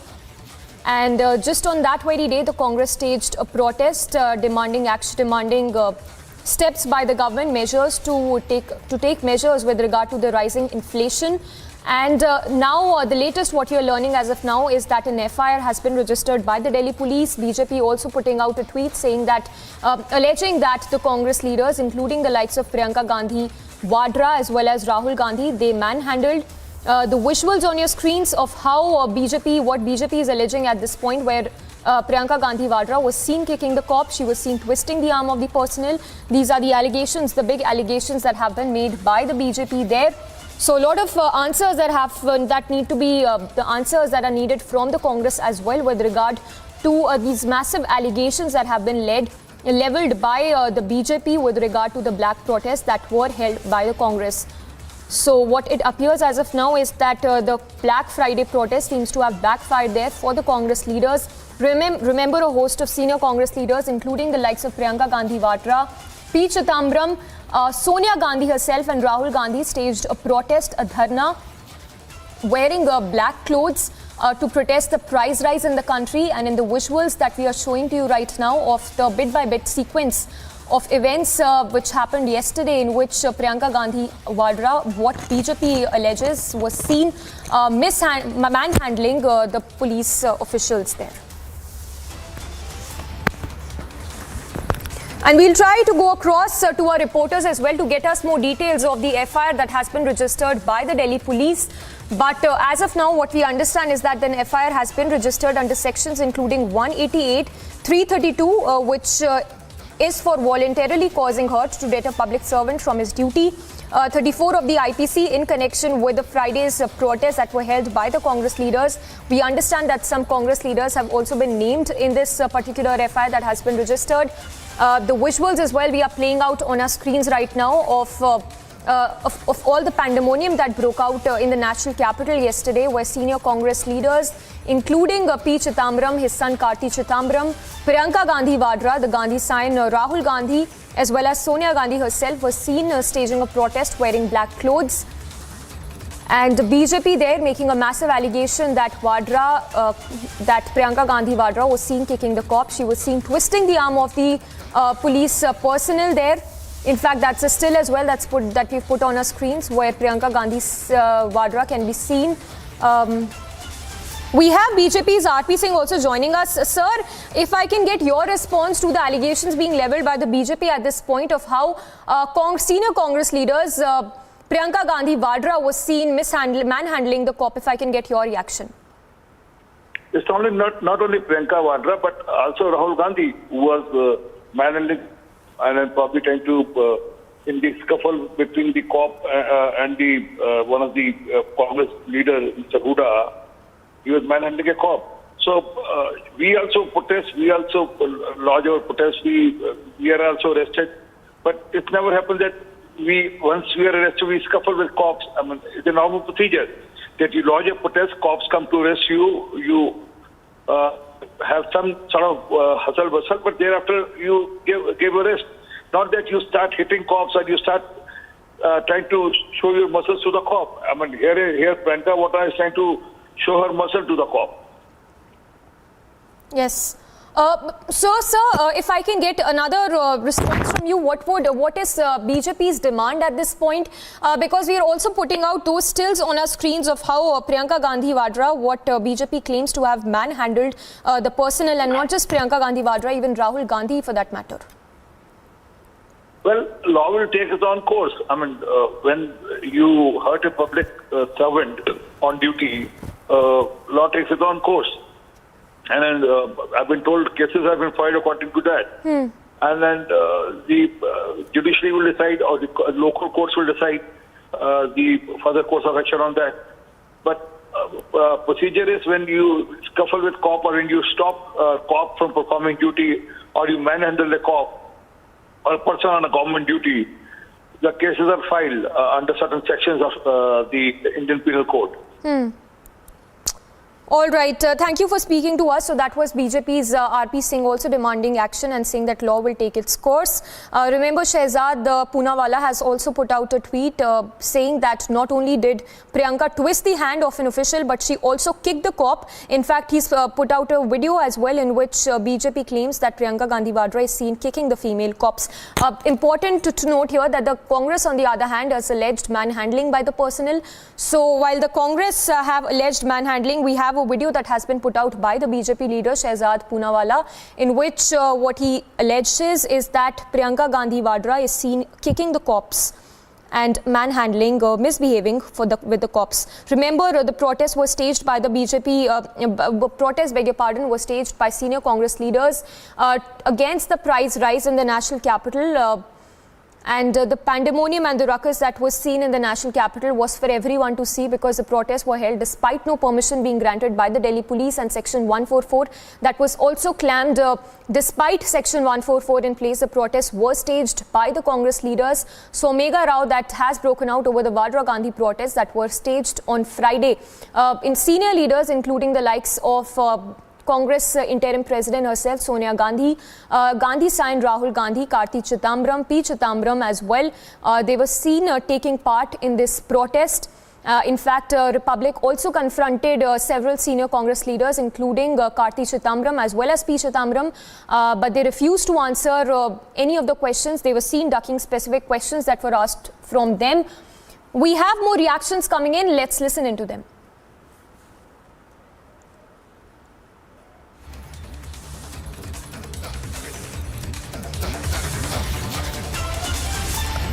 Well, we'll play out those reactions as well. So Megha Rao that has broken out over the Congress protest, which seems to have backfired for the Congress leaders there. An FIR that has been registered by the Delhi police as well. Sir, कल कांग्रेस कार्यकर्ताओं ने जो protest किया, राहुल गांधी, प्रियंका गांधी सब उसमें देखने को मिल रहे थे. अब उस पर दिल्ली पुलिस ने FIR रजिस्टर कर ली है. आप क्या कहेंगे, किस तरीके से? देखो, कानून के दायरे में चलना पड़ेगा. वो अपने दिमाग से इस बात को निकाल दे कि अब देश के प्रधानमंत्री मनमोहन सिंह जी हैं, वो उनकी कठपुतली हैं, जैसे वो करेंगे वैसे कानून की किताबें घूम जाएंगी. अब अगर किसी ने भ्रष्टाचार किया है तो देश के नौजवान, देश के युवा, देश के नागरिक, उनकी क्रेडिबिलिटी खत्म हो गई नेताओं के ऊपर से, विश्वसनीयता. तो वो विश्वास देश के लोगों में पैदा करना है, नहीं करना है. कानून सबके लिए बराबर बन जाए. अब वो भ्रष्टाचार की उनको मालूम है, भ्रष्टाचार के मामले में देश उनके साथ नहीं खड़ा है. अब लोगों को गुमराह करना चाह रहे हैं महंगाई के नाम से. लोग कितने थे? 2000 लोग नहीं होंगे, 2000. 20 महिला बैठकर टप टप टप टप 4 रोटी बना रही हैं, ठीक है ना. उससे क्या पता है महंगाई इधर 11% हुआ करती जब मनमोहन सिंह थे. मोदी जी घटाकर उसको 3% पर ले गए, आज 5% है. कोरोना के कारण से बढ़ गई है. साहब, कल की अगर बात करें प्रोटेस्ट की, तो पहले क्लियर था कि 144 लागू है. आपको किसी तरीके की परमिशन नहीं है, किसी प्रोटेस्ट की, किसी सत्याग्रह की, मार्च की आपको परमिशन नहीं है. जब सोनिया गांधी, राहुल गांधी को बुलाया था, तब भी सड़कों पर हमने देखा क्या हालत हुई थी. कल फिर ये हुआ. अब वीडियो चल रही है, मैं खुद वहाँ मौजूद था जब प्रियंका गांधी मैन हैंडल कर रही हैं पुलिस वालों को, मतलब पैर मारते हुए नजर आ रही हैं तस्वीरों के अंदर. तो इस तरीके की हरकतें कांग्रेस के इतने दिग्गज नहीं. ये उनकी फ्रस्ट्रेशन है. और प्रोटेस्ट के लिए रामलीला मैदान है, जंतर मंतर है. क्या जंतर मंतर पर देश के लोग अपनी मांगों को लेकर बैठेंगे? उनके लिए तो जंतर मंतर ये VIP हैं क्या? क्या है आज प्रियंका गांधी? मैं पूछना चाहता हूँ, एक बड़े घराने की बेटी है तो वो कुछ भी करेगी? ये नहीं चलने वाला देश में. आज गरीब आदमी को उसके मान और हक के लिए इस देश में सब बराबर हैं. सांसद रमेश जी हमारे साथ हैं. जिस प्रकार Congress just heard another reaction coming in by the BJP leader there, demanding action, saying that law will take its course. In the visuals that we are showing to you right now is from the protest that happened, is of the protest which happened yesterday in the national capital, where what BJP has alleged is that senior Congress leaders, including Priyanka Gandhi Vadra and Rahul Gandhi, were seen manhandling the personnel. In fact, an FIR that has also been registered by the Delhi police, in which we are told senior Congress leaders have been named. The FIR has been filed under sections including 188, 332, 186 for voluntarily obstructing any public servant in discharge of his public function. and also 34 of the IPC in connection with the Friday protest that was staged by the Congress leaders there. Remember, Republic also confronted senior Congress leaders, including Karti Chidambaram, P. Chidambaram as well. They denied answering any of our specific questions that we've asked them. And in the visuals that are now coming to you, you can see how the police, the police personnel and Priyanka Gandhi Vadra engaged in a scuffle is what it appears from the visuals that are coming to light. BJP there demanding action against the senior Congress leaders, saying that Priyanka Gandhi Vadra was seen kicking the cop and twisting the arm of the personnel as well. Anuj continues to be with us. Anuj, if you could give us the details of this FIR that has been filed by the Delhi police. Well, the FIR, if we talk about, has been filed by the Delhi police, and as this was earlier informed that the section 144 is already imposed to one, that there was no permission for any kind of protest, no permission for any kind of march. And again, when we ourselves was present at the AICC headquarters and our Republic TV team were present at the Vijay Chowk outside the parliament, we were seeing how continuously this was the announcement which was made in by the Delhi police personnel there, that there is no permission for any kind of movement, no permission for any kind of march, no permission for any kind of satyagraha. But we have seen how the protesters, how the leader of the Congress party was not listening to the Delhi police personnel, and they were manhandling rather the security which was deployed there to control the situation. We have seen how Priyanka Gandhi was manhandling the forces, the security over there, and it was getting that much difficult to control the situation by the Delhi police personnel also. The top leadership of the Congress party was not listening to the Delhi police personnel, and that is why the FIR now has been registered. What I have been told, I'll go through the sections also under which the FIR has been registered. This is 186, this is 188, 332 of the IPC, under which the FIR has been registered. And what I have been told, that even some of the top leadership of the Congress party are also named there in the FIR, because let me tell you, there was a clear conversation with the Delhi police and the AICC office bearer. This was told to the KC Venugopal also, that he will have to control the situation and remain in the law and order situation should remain in control. We are live on the story. We'll be reporting live again, and it is time for a short break. We'll be right back after a short break. Stay tuned. Reporting live.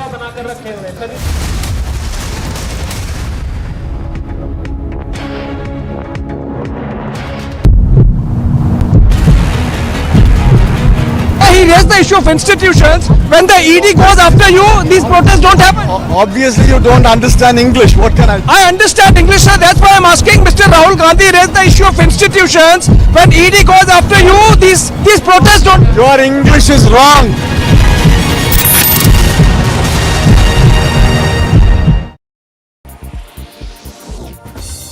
Speaking to Russian media after the ASEAN Foreign Ministers Summit in Cambodia's Phnom Penh, Lavrov said that Western countries are not granted the power to decide whether Russia can be represented in the UN at the General Assembly in September.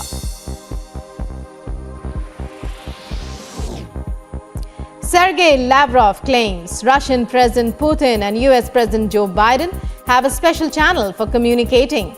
Speaking to Russian media after the ASEAN summit, Lavrov says Russia is ready to discuss exchange of prisoners between Russia and the US within the framework agreed upon by the two leaders after a US WNBA basketball star was sentenced to 9 years in jail in Russia. And a roundup of news and brief. Delhi police has elevated its preparedness for the security arrangements in the national capital on the occasion of 75th Independence Day. The DCP note said that no person or place has been left unverified. Meanwhile, BJP conducted a Tiranga Yatra in Ranchi starting from Gandhi statue in Mora Badi ground through the main road of the capital of Jharkhand to the Lord Birsa Munda statue.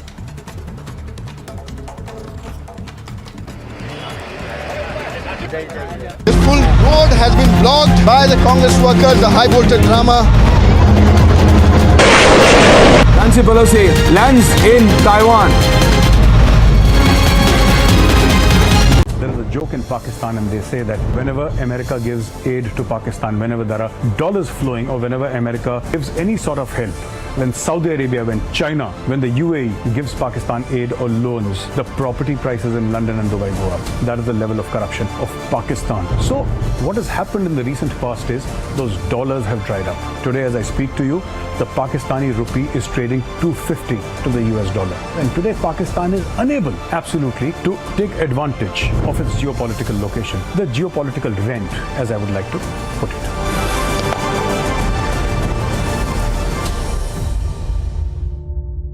This full road has been blocked by the Congress workers, the high voltage drama. Nancy Pelosi lands in Taiwan.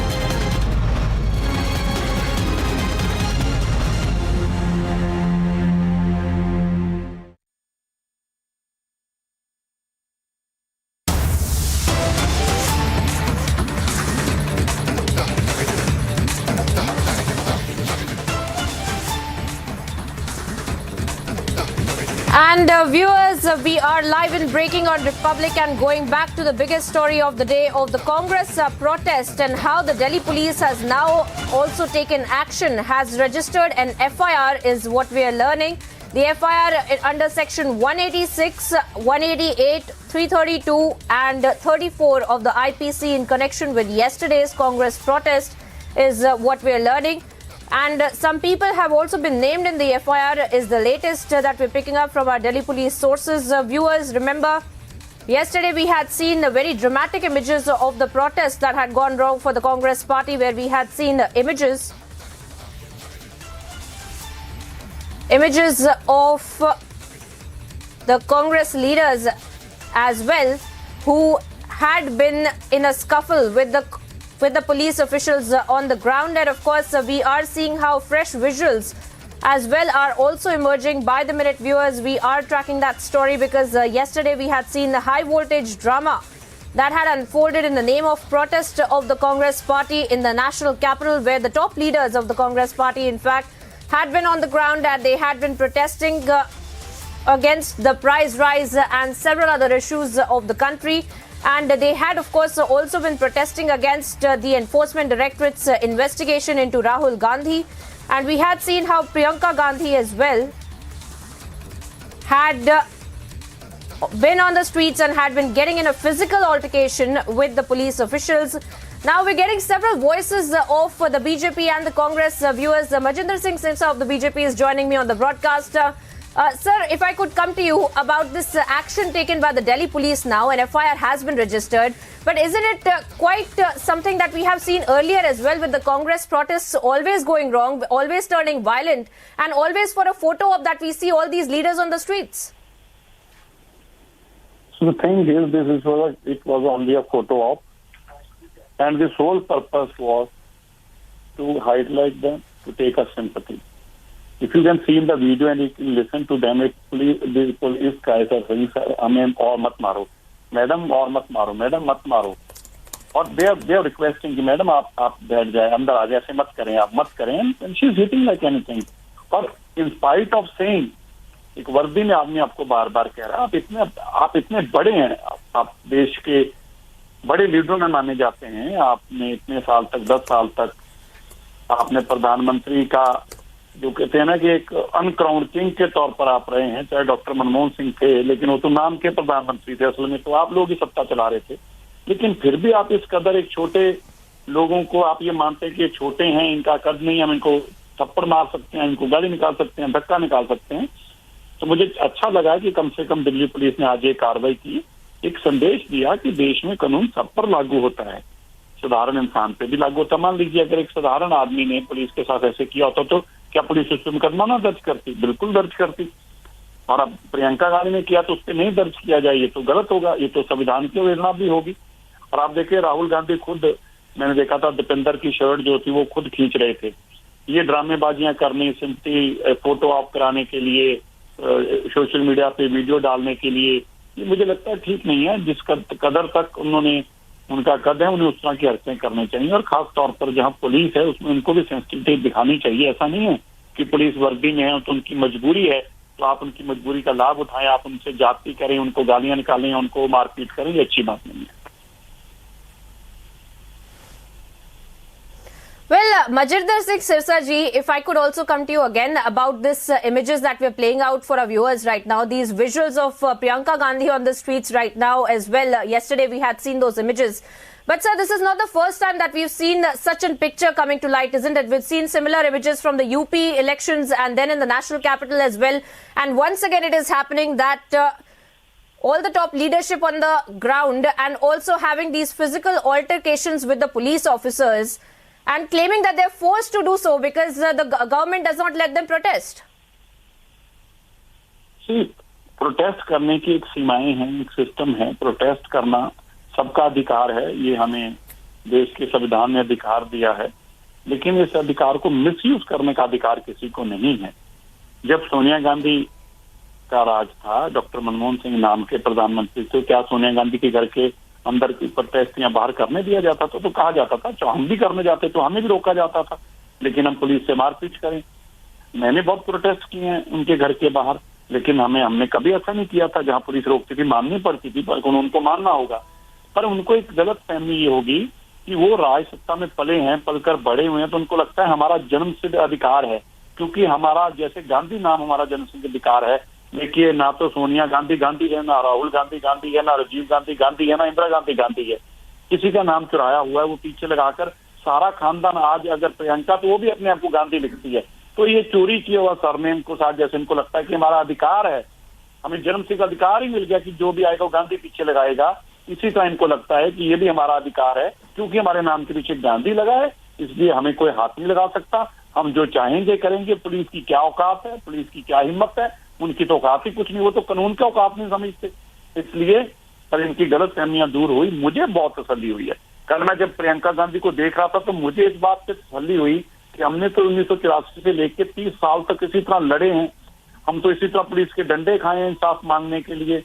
उल्टा मुकदमे दर्ज हम पे हो गए, जो लोग बयान देना चाहते थे, गवाही देना चाहते थे, 1984 में उन लोगों को जेलों में डाल दिया।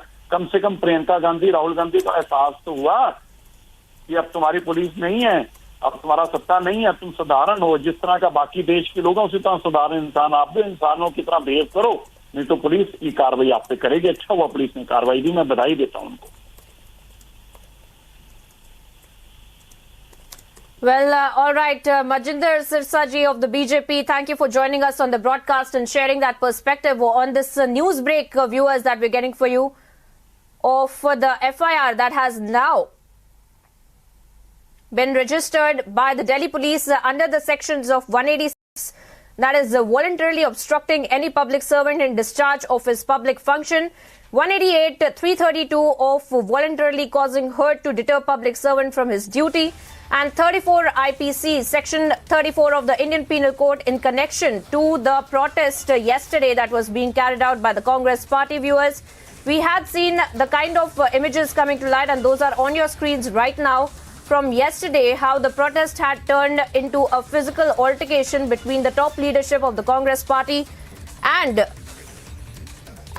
the police officials on the ground who were trying to maintain law and order. And we had seen those very dramatic images right now, viewers. We are seeing those on your screens right now, where we had seen those physical altercation between Rahul Gandhi, between Priyanka Gandhi, with the police officials on the ground. And we can see that how the leaders had also been punching and hitting the officials on the ground and trying to create a ruckus as well. Those are the images, and now we are seeing that the Delhi police has taken cognizance of that and registered an FIR under the sections of 186, 188, 332 and 34 of the Indian Penal Code.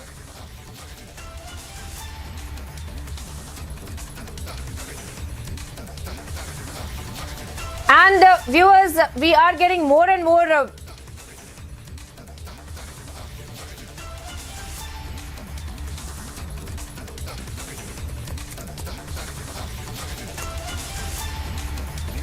So, viewers, we are getting more and more we are getting more and more voices of the political fraternity. Now, we are being joined by Tom Vadakkan of the BJP.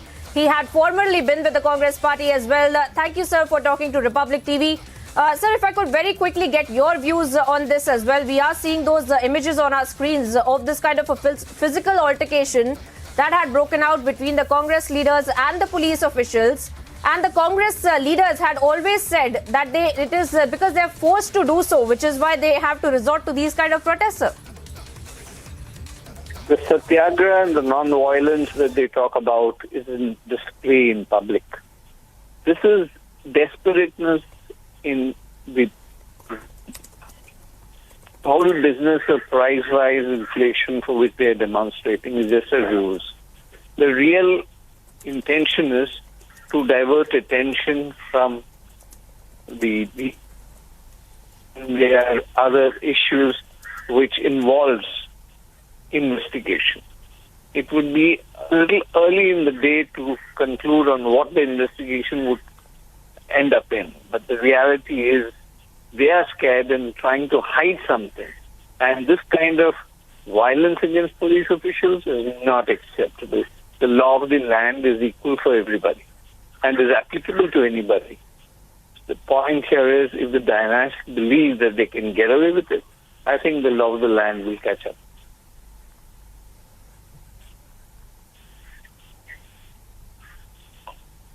Well, all right, sir. Thank you for joining us on the broadcast with those perspective of yours. Of course, it's very insightful since you have worked very closely with the leaders before you were with the BJP as well. Thank you for joining us on the broadcast.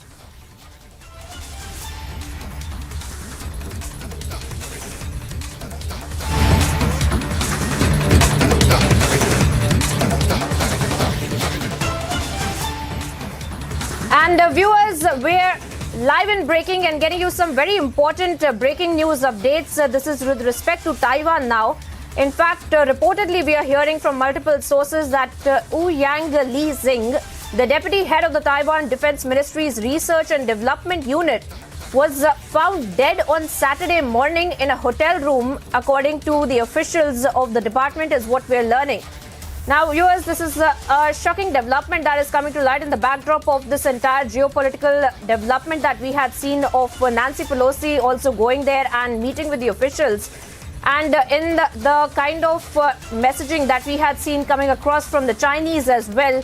And in the middle of all that geopolitical development, we are seeing this shocking news really coming to light, reportedly of Yang Li-zing, in fact, the deputy head of the Taiwan Defense Ministry's Research and Developmental Unit, who, according to sources, has been found dead on Saturday morning in a hotel room itself. Now, this has been confirmed by the officials of the department. And of course, we have been told, according to the statement, that there is going to be an investigation into this entire matter, and there will be a detailed and thorough investigation, in fact, is what we are learning, as to how the entire incident has come to light and as to how this official had been found dead in his hotel, in a hotel room itself, and how he had gotten there, why he was there, was he meeting with somebody as well, under what circumstances he has lost his life is also something that will come under the purview of the investigation. And of course, we will be getting you all those details as to what was the reason for his death, and if there will be a post-mortem as well, that will be done as well, and we will be getting you all of those details, because viewers, it's an important development that we are seeing. We're tracking for you in the middle of in the backdrop of the entire geopolitical development that we are seeing pertaining to the Taiwan and China and the US, as well as we had seen just hours ago how Nancy Pelosi had gone there. And there was a subsequent kind of a reaction from the Chinese as well. And we have now also seen the kind of statements that had come to light from Nancy Pelosi and the Taiwanese officials. And now in the backdrop of that, we are seeing how an important member of the government machinery, that is the deputy head of the Taiwan Defense Ministry Research and Development Unit, in fact, has turned up dead on Saturday morning, that is today itself, in a hotel room. And this has, in fact, been confirmed by the officials of the ministry as well. And of course, we are awaiting more and more information, viewers, but we are tracking for you this very important development from Taiwan in the backdrop of this very important geopolitical development that we have seen pertaining to Nancy Pelosi's visit.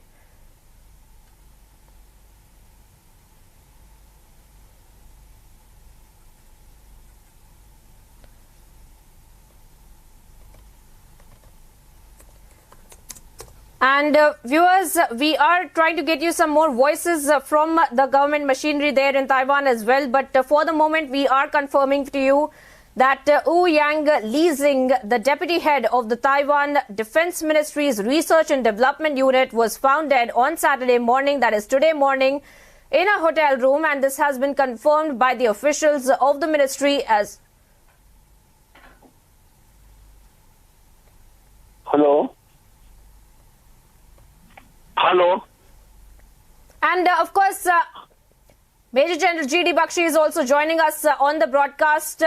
Sir, if I could come to you about this massive development that we are tracking from Taiwan, where we are seeing that the deputy head of Taiwan Defense Ministry Research and Development, in fact, has turned up dead. How do you see this development in the backdrop of that geopolitical development where we had seen Nancy Pelosi going to Taiwan, sir? The Chinese have decided to react in a very vicious way to Nancy Pelosi's visit. And that is not a surprise because we had been saying that in October is the 20th Congress of the Chinese Communist Party, where Xi Jinping was supposed to get his third unprecedented third term. No other leader has gotten it, less Mao. So that virtually will make him president for life. So he can't be seen as weak at this particular time. He doesn't want to be seen as the United States has called his bluff, etc. So China has now surrounded the whole of Taiwan. There are about 7 naval, groupings which have surrounded the whole of Taiwan from all directions. And they are carrying out live fire drills virtually into Taiwanese territorial water. This is virtually a blockade. This has been extended till Monday, and it remains to be seen what the Chinese do on Monday. Will they extend this and make it a kind of a blockade? It is one of the busiest commercial lanes. Now the death of the deputy chief of the Research and Development Wing of the Taiwanese Ministry of Defense